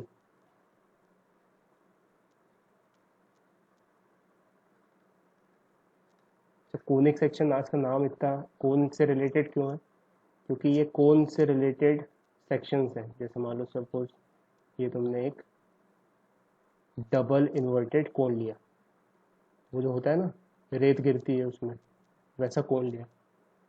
अगर इसको यहाँ से काटोगे एग्जैक्टली यहाँ पे, तो तुम्हें पॉइंट मिलेगा। तुम्हें पॉइंट की स्टडी करनी है। अगर यहाँ से काटोगे यहाँ से, तो ये सर्कल मिलेगा, सर्कल की स्टडी करनी है। थोड़ा सा टिल्ट करके काट दिया तो वहाँ से एलिप्स मिलेगा, एलिप्स की स्टडी करनी है। मैं मान के चल रहा हूँ कि तुमने केवल पॉइंट और सर्कल का नाम सुना होगा, एलिप्स का नाम अभी सुना नहीं होगा। किसी ने सुना है तो शायद बहुत अच्छी बात है। फिर उसके बाद अगर तुमने उसको ऐसे काट दिया, ऐसे,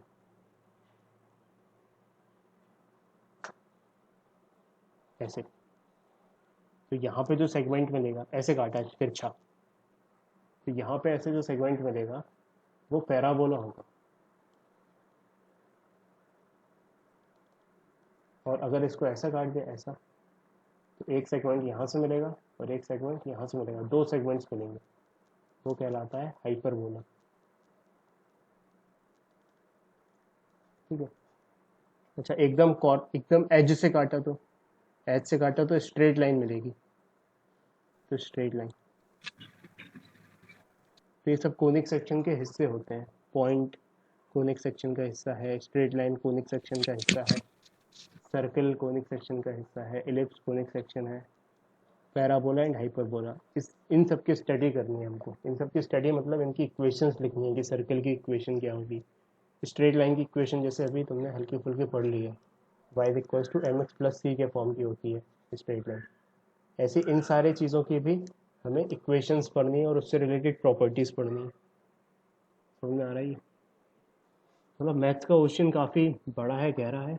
इसमें तुम्हें एंजॉय करोगे ना तो बहुत मज़ा आएगा तुम्हें। एंजॉय मतलब कैसे करोगे, मन लग गया एक बार तो, वो मन तुम्हारा तब लगेगा जब तुम कोई भी चीज़ स्किप मत करोगे। तो सारे रूल्स, कुछ अपन रूल्स एंड रेगुलेशंस बनाते हैं, मतलब ऐसा कुछ रूल्स एंड रेगुलेशन नहीं है, मतलब कि बस तुम्हारे अंडरस्टैंडिंग के लिए मैं लिख के देता हूँ कि सबसे पहले तो कोई भी क्लास को स्किप मत करो, डू नॉट स्किप क्लासेस। क्योंकि जैसे मान लो सपोज किसी ने पहली क्लास मिस कर दी, पहली क्लास में मान लो सपोज ऐसा पढ़ाया था कि x square is greater than a square and both are positive, तो हमें दोनों साइड स्क्वायर कर सकते हैं, अंडर रूट ले सकते हैं, है ना। लेकिन अब क्वेश्चंस कर रहे हैं उस कॉन्सेप्ट पे बेस्ड, तो अब वो क्वेश्चन समझ में नहीं आ रहे होंगे जिसने पहली क्लास स्किप की होगी। So do not skip classes. ठीक है। अच्छा, उससे भी इम्पोर्टेंट, जैसे मान लो सपोज हो जाती है, कभी कभी गलती हो जाती है, और मान लो सपोज ऐसा कुछ टाइम फंस गया कि तुम क्लास स्किप हो गई, कुछ ज़रूरी काम फंस गया उसमें, तो पहले तो डू नॉट ट्राई टू कि ऐसा तुम्हारा विल पावर बने कि तुम्हारी क्लास स्किप हो जाए किसी भी तरीके से। कितना भी लाइफ एंड डेथ सिचुएशन अगर नहीं इन्वॉल्व है तो कोशिश करो कि क्लास अटेंड करो ही करो। लेकिन फिर भी अगर किसी कारणवश तुम्हारी क्लास छूट गई, जो कि नहीं होना चाहिए, लेकिन फिर भी चलो मान लो हो गया, तो फिर उसी नेक्स्ट क्लास से पहले तुम्हें वीडियो बन के तुम्हारे सामने आ रहा है ना, वीडियो, उसको रिस्पॉन्सिबिलिटी के साथ देख डालो, ख़त्म करके उसी के जितने जल्दी हो सके। मतलब सपोज़ वीडियो आया, 2 घंटे लग जाते हैं वीडियो को रेंडर होने में, 2 घंटे में वीडियो आता है, तो वहाँ पे तुम्हें क्या करना है कि जैसे ही वीडियो आए उसको उसी टाइम पे उसी मोमेंट पे अपना टाइम निकाल के कम्प्लीटली देख लो। तो अगर गलती से स्किप हो गई लाइव क्लास तो कोई बात नहीं, उसका वीडियो तुरंत देख लो, मतलब एटलीस्ट इतना तुरंत कि अगली क्लास से पहले हो जाए। ठीक है। अच्छा, फिर उसके बाद डू नॉट स्किप होमवर्क।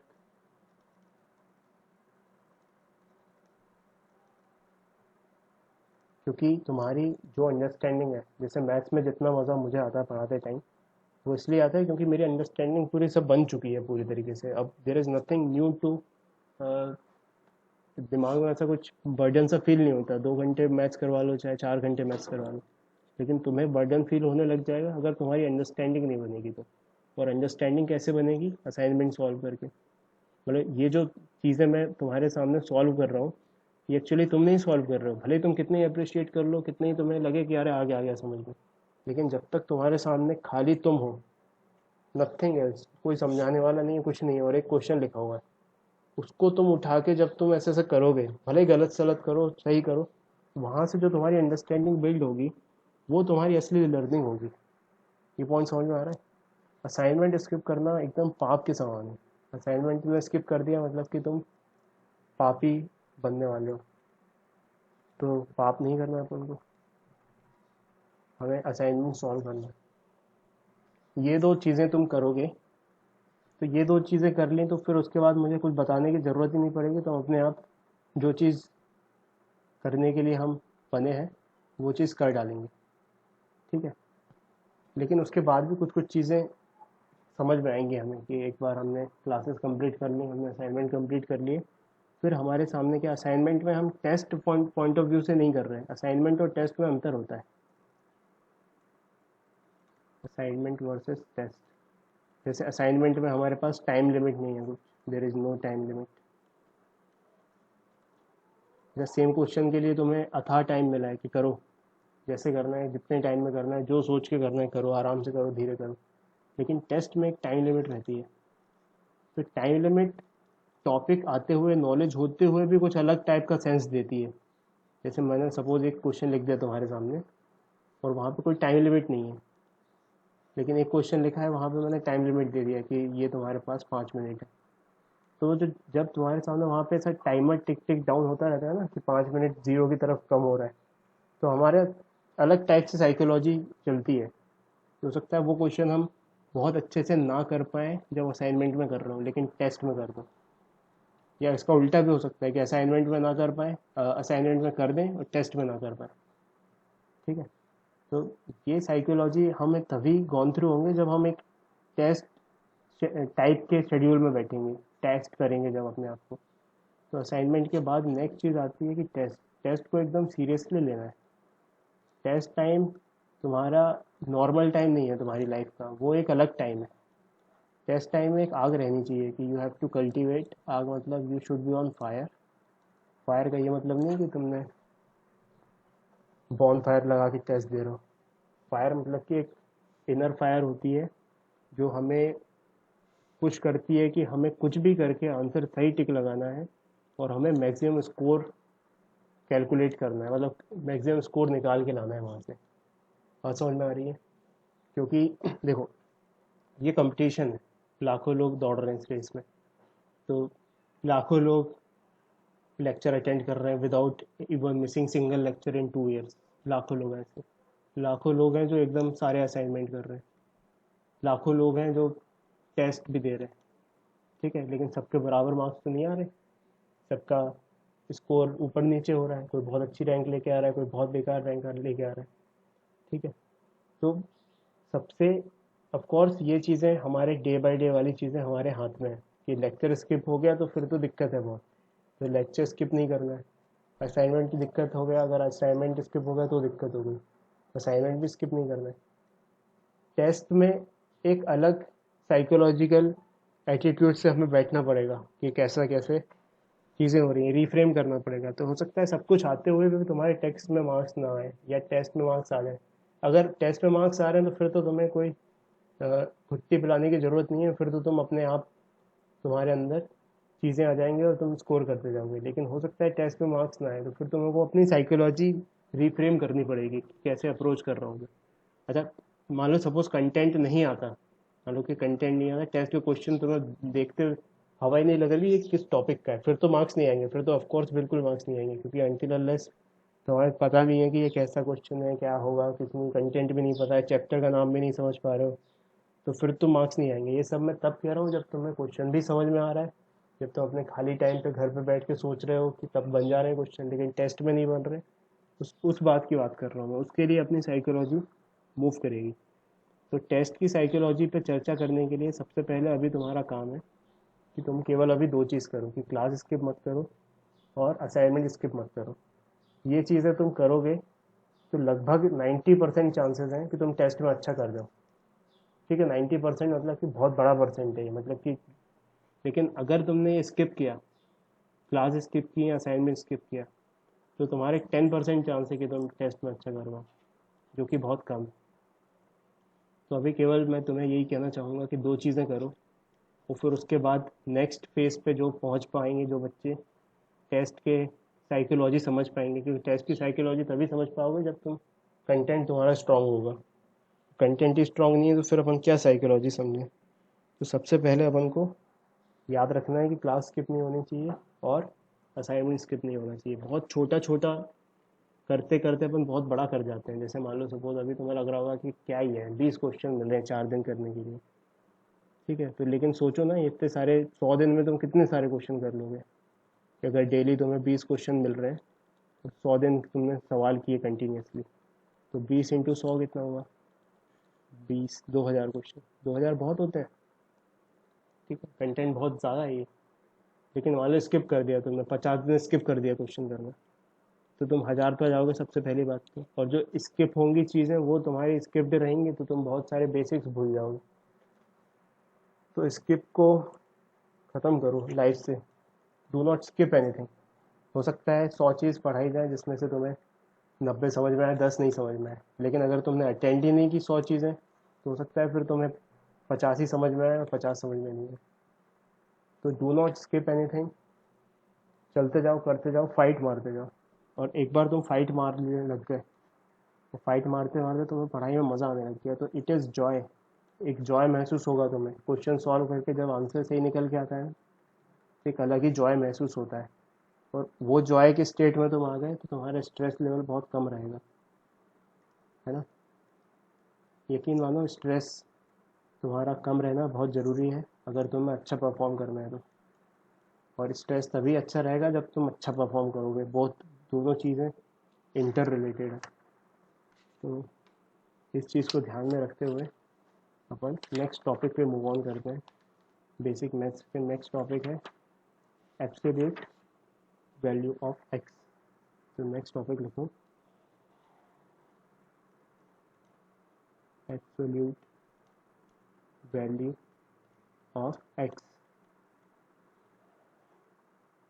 तो पहले तो बहुत सिंपली तौर पे समझो, एब्सोल्यूट वैल्यू मतलब कि जैसे 5 की एब्सोल्यूट वैल्यू क्या है। 5 की एब्सोल्यूट वैल्यू है 5।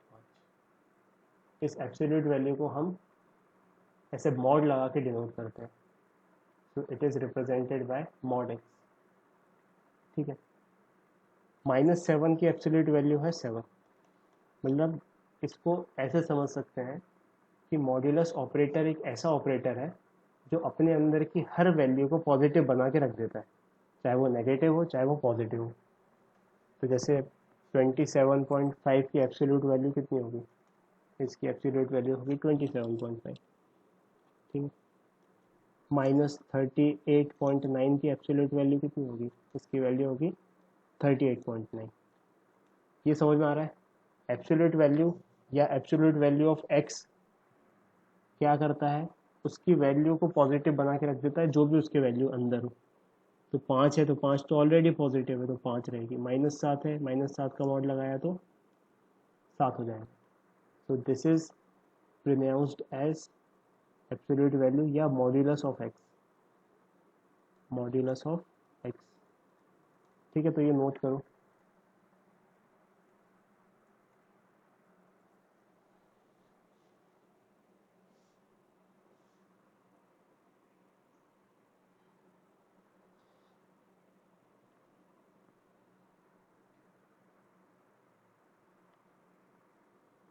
तो कुछ कुछ छोटी छोटी और मोटी बातें समझ लेते हैं अपन. कि जैसे मैंने बोला कि ऐसे दिया हुआ है modulus of x and x is negative. तो एक्स नेगेटिव है. एक्स नेगेटिव है जैसे एक्स -7 हो सकता है, -8 हो सकता है, -10 हो सकता है. तो इसकी वैल्यू जो फाइनल आनी चाहिए ये पॉजिटिव आनी चाहिए. तो अगर केवल एक्स लिख दिया तो दिक्कत हो जाएगी क्योंकि एक्स नेगेटिव है ऑलरेडी. तो इसको -x लिखना पड़ेगा. ये बहुत इंपॉर्टेंट पॉइंट है. तो mod x is -x if x is less than 0. ठीक है. Similarly mod x is just x if x is greater then 0. ये समझ में आ रहा है? समझते जाओ, ये एकदम यहीं पे समझ के ख़त्म करो. कोई बहुत सिंपल सी चीज़ है ये मॉड वाली चीज़.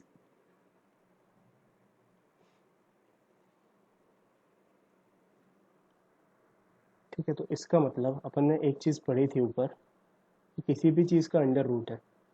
जैसे under root of x square, ये वाली चीज़ पॉजिटिव होगी जब अपन इसको यहाँ पे लिखेंगे. तो एक्स लिख दिया, जैसे सपोज इसको एक्स लिखा, तो मान लो सपोज -7 का होल स्क्वायर है. तो यहाँ पे कितना आना चाहिए? -7 है एक्स. तो यहाँ पे -7 तो नहीं आ सकता क्योंकि अदरवाइज नेगेटिव हो जाएगी. तो हमेशा याद रखना है अपन को कि अगर यहाँ पे मॉड लगाया तभी ये सेटिस्फाई होगा. तो under root of x square is mod of x. ये चीज़ याद रखनी है. ये नोट करते जाओ पॉइंट.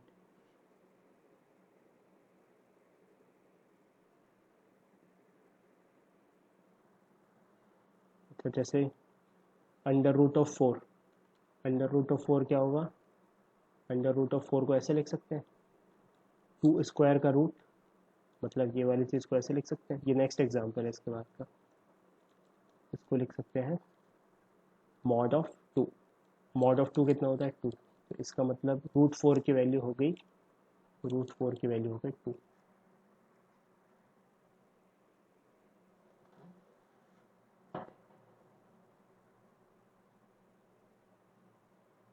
तो अब कुछ बच्चे सोच रहे होंगे बड़ा बड़ा बहुत बड़ी चीज़ बताइए. √4 तो बचपन से 2, लेकिन पता है हमें.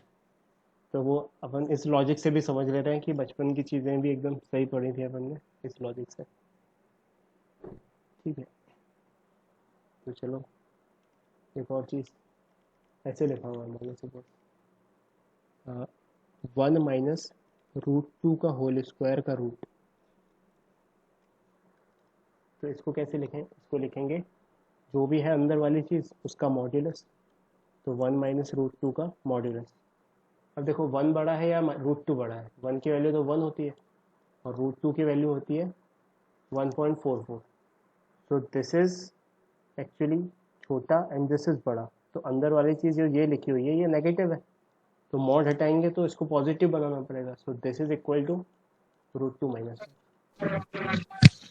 सर सर हाँ नवीन. सर आपकी आवाज़ बहुत अटक रही है. आवाज़ अटक रही है.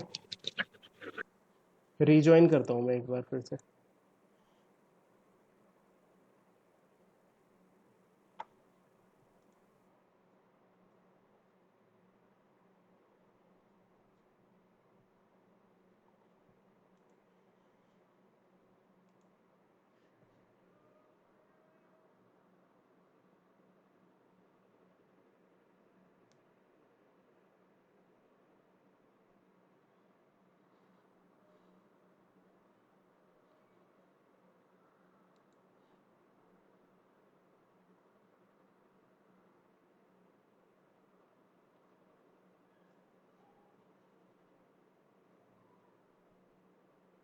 क्या आप मेरी आवाज़ सही आ रही है?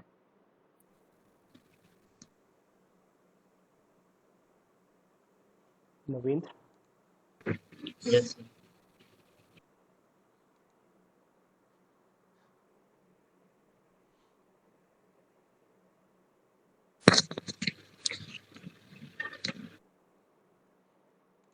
let me share the screen again.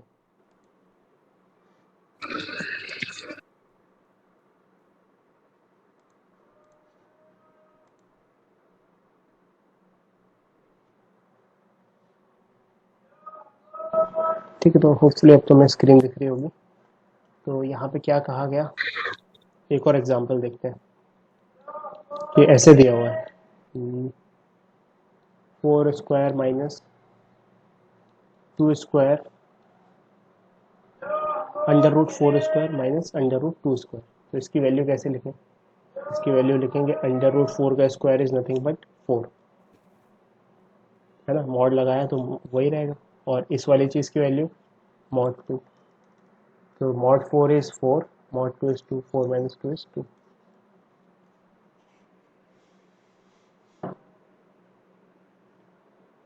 ठीक है, एक और एग्जांपल इनइक्वलिटी वाला देख लेते हैं। मान लो सपोज ऐसा लिखा हुआ है a square is less than b square.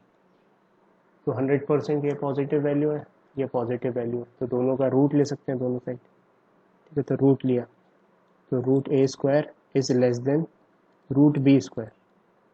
तो अब क्या लिखें यहाँ पे? यहाँ पे लिखें mod a should be less than mod b, है ना। ए लेस देन बी नहीं लिखेंगे, अगर ए लेस देन बी लिख दिया तो फिर तो गलत हो गया, है ना। तो mod a is less than mod b, ये बाय डेफिनेशन चलना है हमें, मॉड की डेफिनेशन से। ठीक है, अब नेक्स्ट पॉइंट को इसमें graph of y is equals to mod x, graph of y is equals to mod x. कि अगर हमें y is equals to mod x का ग्राफ बनाना है तो क्या करें? ठीक है, सोचते हैं बैठ के। x जब 0 है, ये हमारी y एक्सिस है और ये x एक्सिस है। x जब 0 है तो y 0 होगा, इसका मतलब यहाँ पे होगा। x मान लो 1 है तो y 1 होगा, हाँ भाई 1 होगा। x जब 2 है तो y 2 होगा। तो ये तो y is equals to x वाली लाइन बन जाएगी इधर से। नेगेटिव में आए, मान लो x -5 है, सबसे पहले -1 लेते हैं इसके करस्पॉन्डिंग, -1।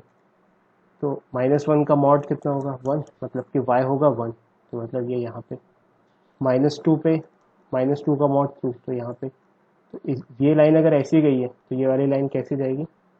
ये वाली लाइन ऐसी जाएगी।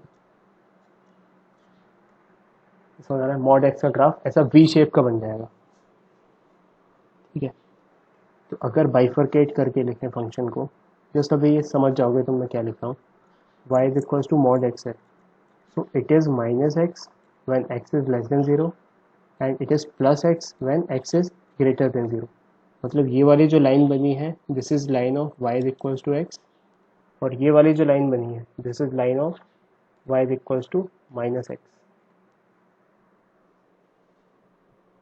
ठीक है, तो ये ग्राफ हमें याद रखना है, मॉड एक्स का ग्राफ।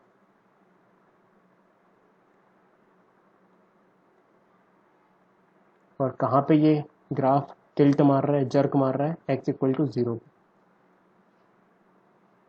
ठीक है, कुछ पॉइंट्स मार्क कर लो। 1 के करस्पॉन्डिंग 1 होगा, 2 के करस्पॉन्डिंग 2 होगा, एंड सो ऑन।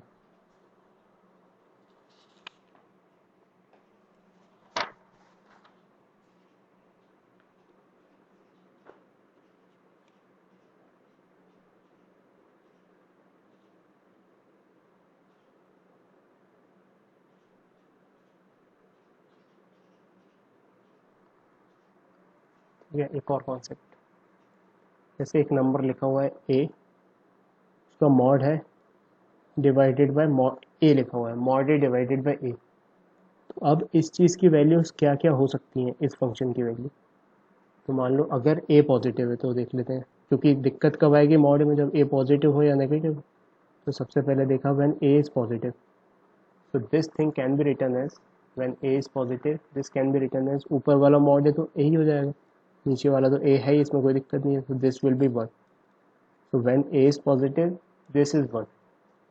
ठीक है, दूसरा देखते हैं, when A is negative, when A is negative, तो जब ए नेगेटिव है तो फिर ऊपर वाली चीज़ मॉड ए क्या बनेगी, माइनस ए, नीचे वाली चीज़ तो ए ही है, इस पर तो मॉड लगा नहीं है, तो ये तो माइनस ही रहेगी, तो दिस विल बी -1.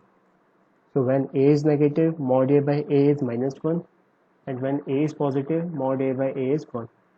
इसका एग्जाम्पल भी देख सकते हैं, जैसे रैंडम एग्जाम्पल देख लो, a इज़ ग्रेटर देन 0 लिया है तो 5 ले लो यहाँ पे, तो यहाँ पे रखा 5, तो क्या है अपने पास mod 5/5, mod 5 कितना होता है 5, नीचे तो 5 ही है तो ये 1 आ गया.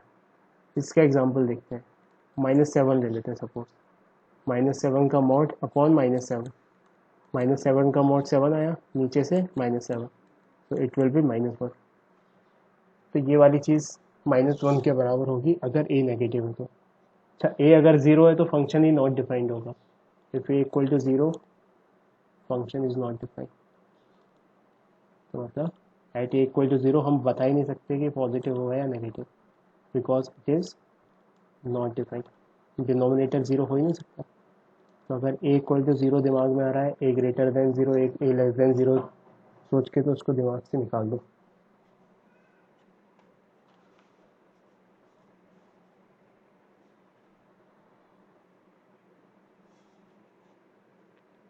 ठीक है, तो एक क्वेश्चन के थ्रू उसको समझते हैं इस concept.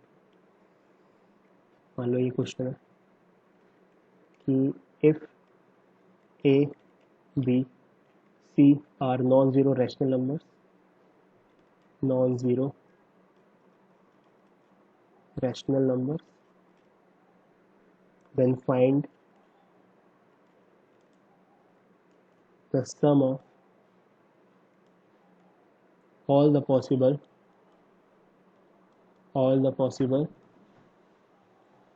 values of mod a by a plus mod b by b plus mod c by c. ठीक है, तो सवाल को एक बार फिर से पढ़ते हैं. क्या दिया हुआ है पहले तो नोट कर लो और फिर उसके बाद पढ़ना शुरू करो. तो दिया हुआ है if a B and c are non zero rational number. Non zero मतलब इनमें से कोई भी ज़ीरो नहीं है, ठीक है, अच्छी बात है. फिर और रैशनल नंबर है, वो रैशनल नंबर मतलब कि इरेशनल नहीं है, ऐसे कुछ √2 नहीं है, √5 नहीं है, ऑल आर रैशनल. ठीक है, then find the sum of all the possible values of, तो हमें सम फाइंड करना है all the possible values of, इस चीज़ की पॉसिबल वैल्यूज़ का सम फाइंड करना है. ठीक है, तो अब इसकी क्या क्या वैल्यूज़ हो सकती हैं ये अपन देखते हैं. तो सबसे पहले तो इसको लाते हैं, तो इसकी पॉसिबल वैल्यू क्या क्या हो सकती है, या तो +1 या तो -1. +1 कब होगी, जब a ग्रेटर देन 0 है.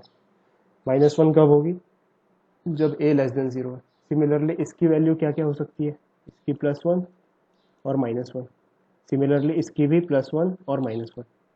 ठीक है, तो इन सब की sum of all the possible values of this thing, अगर इसको मान लीजिए सपोज बोल दिया जाए कुछ p, तो सम की जितनी भी पॉसिबल वैल्यूज़ आ रही हैं, let's say alpha beta gamma, उनका सम अपन को बताना है.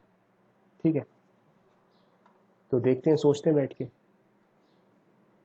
ठीक है, तो क्या किया जाए, इसकी मैक्सिमम वैल्यू क्या हो सकती है इस पूरे एक्सप्रेशन की, जब तीनों पॉजिटिव हो जाए. तीनों पॉजिटिव हो गए तो वैल्यू आ जाएगी +3. ठीक है, तो एक +3 वैल्यू आ सकती है इस पूरे एक्सप्रेशन की. ठीक है, एक नेगेटिव हो जाए और बाकी दो पॉजिटिव हो जाए, तब क्या आ सकती है, नेगेटिव +1 0 और +1, तो +1 वैल्यू आ सकती है. +2 वैल्यू आ सकती है क्या कभी, +2 वैल्यू कभी नहीं आ सकती. क्यों, क्योंकि मान लो सपोज दो पॉजिटिव हो गए तो एक तो नेगेटिव लेना ही पड़ेगा. अच्छा, तीनों नेगेटिव हो जाए फिर क्या होगा, तीनों नेगेटिव हो जाए तो वैल्यू आ सकती है -3, तो -3 भी आ सकती है. ठीक है, अच्छा दो नेगेटिव हो जाए और एक पॉजिटिव हो जाए, दो नेगेटिव -1 और एक पॉजिटिव +1, उस केस में आ सकता है -1. इसके अलावा और कोई कॉम्बिनेशन नहीं बच सकता, और पी की कोई वैल्यू पॉसिबल नहीं हो सकती. तो 4 वैल्यू ही पॉसिबल है, alpha beta gamma delta, alpha +3, beta +1, gamma -3 और अगली वैल्यू -1। इन पॉसिबल वैल्यूज़ का सम पूछा है, तो इनका सम कितना होगा? 3 -3 1 -1 0। तो आंसर क्या हो गया? 0।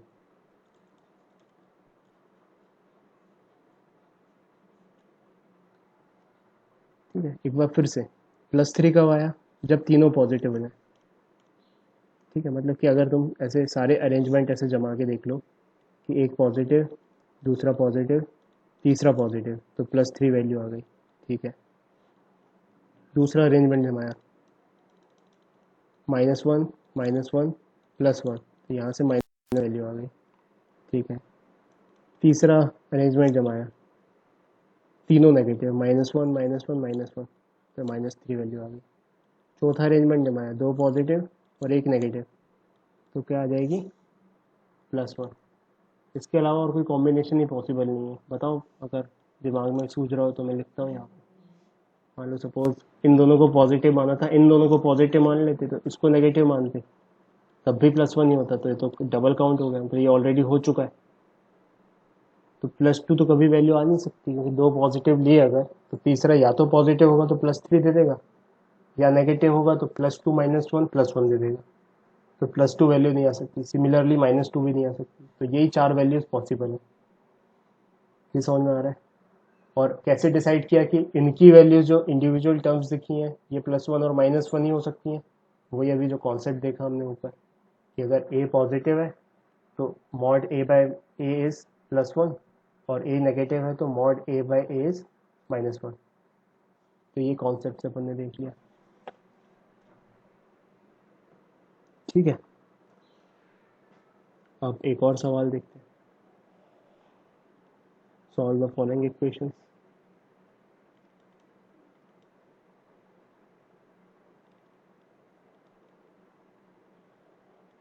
पहला, मॉड x इक्वल टू 5। तो यहाँ पे x की कौन कौन सी वैल्यू सेटिस्फाई करेंगी इस इक्वेशन को? ठीक है, तो सोचा मॉड x, वैसे तो ऐसे ही देखते ही आंसर चमक रहा होगा कि मॉड ऑफ समथिंग 5 आ जाए, तो यहाँ पे क्या हो सकता है? या तो +5 या तो -5। तो x की वैल्यू चमकते ही हमें क्या आ गई? प्लस या -5। दो आंसर है इसके अलावा और कोई आंसर नहीं है। ठीक है, लेकिन इसको अपन अभी जो मेथड सीखा उससे भी कर लेते हैं कि हम क्या ऐसे कर दिया जाए, अगर दोनों साइड स्क्वायर, जैसे मॉड x का स्क्वायर कर दिया जाए, तो that will be mod x का स्क्वायर। मॉड x का square is nothing but x square. कहाँ से पता चला था ये अभी ऐसे पता चला था, जैसे हमने 4 स्क्वायर का रूट लिया था, तो हमने उसको क्या मॉड 4 लिया था, है ना? तो इसकी जगह मान लो x आ जाए, तो यहाँ पे x रख दिया जाए, एक्स स्क्वायर का रूट इज मॉड x। अगर दोनों साइड स्क्वायर किया तो यहाँ से मॉड x का स्क्वायर क्या आया? मॉड x का स्क्वायर आया x स्क्वायर। तो ये इनफैक्ट तुम्हारा जो लर्निंग पॉइंट्स लिखे हैं उसमें एक चीज़ बहुत इंपॉर्टेंटली नोट भी करो कहीं पे। यहाँ पे नोट किया ना, ये mod x square is equals to mod x। तो इसका अभिप्राय ये है, एक और चीज़ अभिप्राय है इसका। अभिप्राय का मतलब समझते हो? नहीं सर। हम्म, अभिप्राय मतलब कि उसका नहीं सर। अभिप्राय का मतलब है, अब भाई हिंदी हिंदी के 2-3 वर्ड तो समझो यार, भारत देश के वासी हो। तो अभिप्राय का मतलब अभिप्राय का मतलब कि इसका कंक्लूजन, एक और चीज़ अपन ऐसे लिख सकते हैं कि अगर हमने मॉड x का स्क्वायर लिख दिया तो that will be x square. ये दोनों चीज़ें सेम लिखी हुई हैं, है ना? तो वहाँ पे इस चीज़ को ऐड कर लो, मॉड x का square can be written as x square.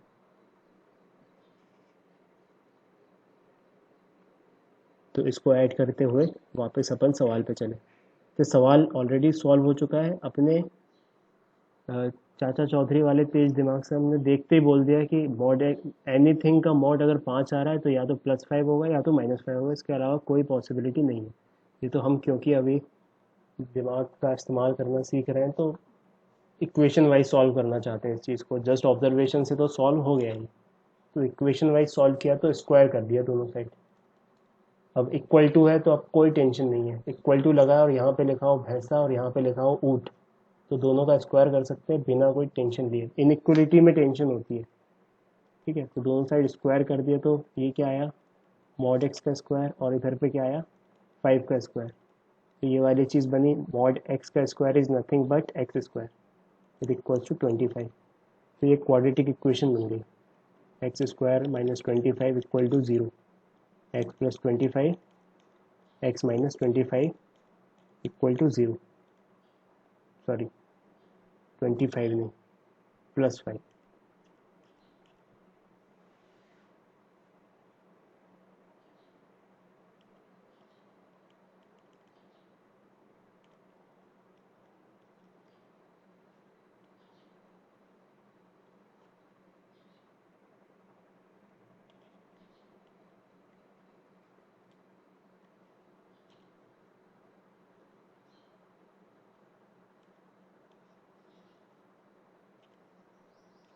इसको लिखा x square minus 5 square is equal to 0, factorize किया x minus 5 x minus 5 equal to 0। तो यहाँ से हमको परफेक्ट आंसर निकल के आया एक्स इक्वल टू प्लस 5 या माइनस 5, ठीक है। तो ये सॉल्व हो गई मॉड्यूलस वाली इक्वेशन। सेकेंड सवाल ऐसे दिया हुआ है, x square minus mod x minus 2 is equals to 0, इसको सॉल्व करना है, ठीक है। तो ठीक है, कोई दिक्कत नहीं है। एक एक्स दिया हो यहाँ पे लेकिन ये मॉड एक्स आया, लेकिन अचानक से हमें क्लिक हुआ कि मॉड एक्स स्क्वायर को हम मॉड एक्स का स्क्वायर लिख सकते हैं, है ना, कोई दिक्कत नहीं है एक्स स्क्वायर को मॉड एक्स का स्क्वायर लिखने में। तो ठीक है, तो मॉड एक्स का square minus mod x minus 2 is equals to 0। अब ये दोनों चीज़ें सेम है, तो इमेजिन कर लेते हैं कि mod x is nothing but why. तो अगर मॉड एक्स वाई के बराबर हो गया तो इक्वेशन रिड्यूस हो जाएगी वाई में, y square minus x y square minus y minus 2 equal to 0। Product है -2, सम है -1, तो फैक्टराइज किया तो ये हुआ y minus 2 y plus 1 equal to 0। तो यहाँ से y की दो वैल्यूज़ आई, एक तो y is equals to 2 and y is equals to -1। अब y क्या था, उसको वापस उसी फॉर्म में लेके आओ, y is nothing but mod x is equals to 2 and mod x equal to -1। तो सबसे पहले गौर करो, मॉड एक्स -1 हो सकता है क्या कभी? नहीं हो सकता, चाहे कुछ भी हो जाए x, उसका मॉड्यूलस लगाया हमने तो -1 तो नहीं आएगा। तो इधर से हमें कोई सॉल्यूशन नहीं मिलेगा, दिस इज़ डिस्कार्डेड। जो सॉल्यूशन मिलेगा हमें यहाँ से मिलेगा। तो यहाँ से क्या सॉल्यूशन मिलेगा, मॉड एक्स इक्वल्स टू 2, तो अब पूरा सॉल्व नहीं करेंगे, डायरेक्ट ऑब्जर्वेशन से लिखेंगे, या तो एक्स की वैल्यू +2 होगी या तो -2 होगी। तो दो सॉल्यूशन है, x equal to 2 and x equal to -2। ये समझ में आ रहा है?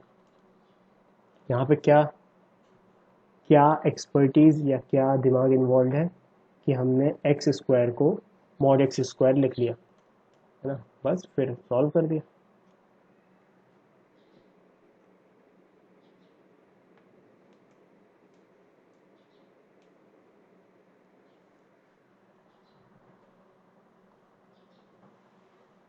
ठीक है, तो इस क्लास को यहीं विराम देते हैं, कल और कंटिन्यू करेंगे इसको। और फिज़िक्स का होमवर्क ज़रूर सॉल्व करना, फिज़िक्स का होमवर्क तुम्हारा काफ़ी बचा हुआ होगा होपफुली।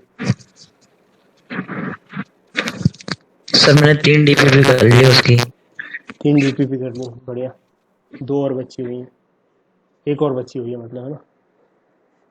तुमने कितनी की आमोक?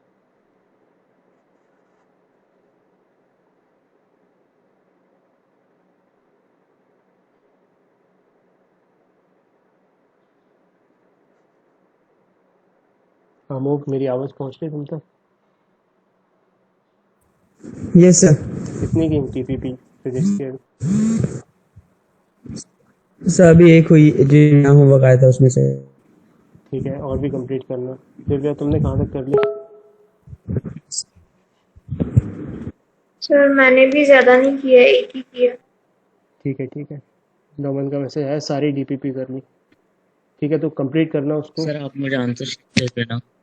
हाँ, मेरे को जैसे ही तुम्हारे होते जाए मुझे इत्तला करते जाना, मैं तुम्हें भेजता जाऊँगा। ठीक है ठीक है सर। चलो, बाय बाय एवरीवन।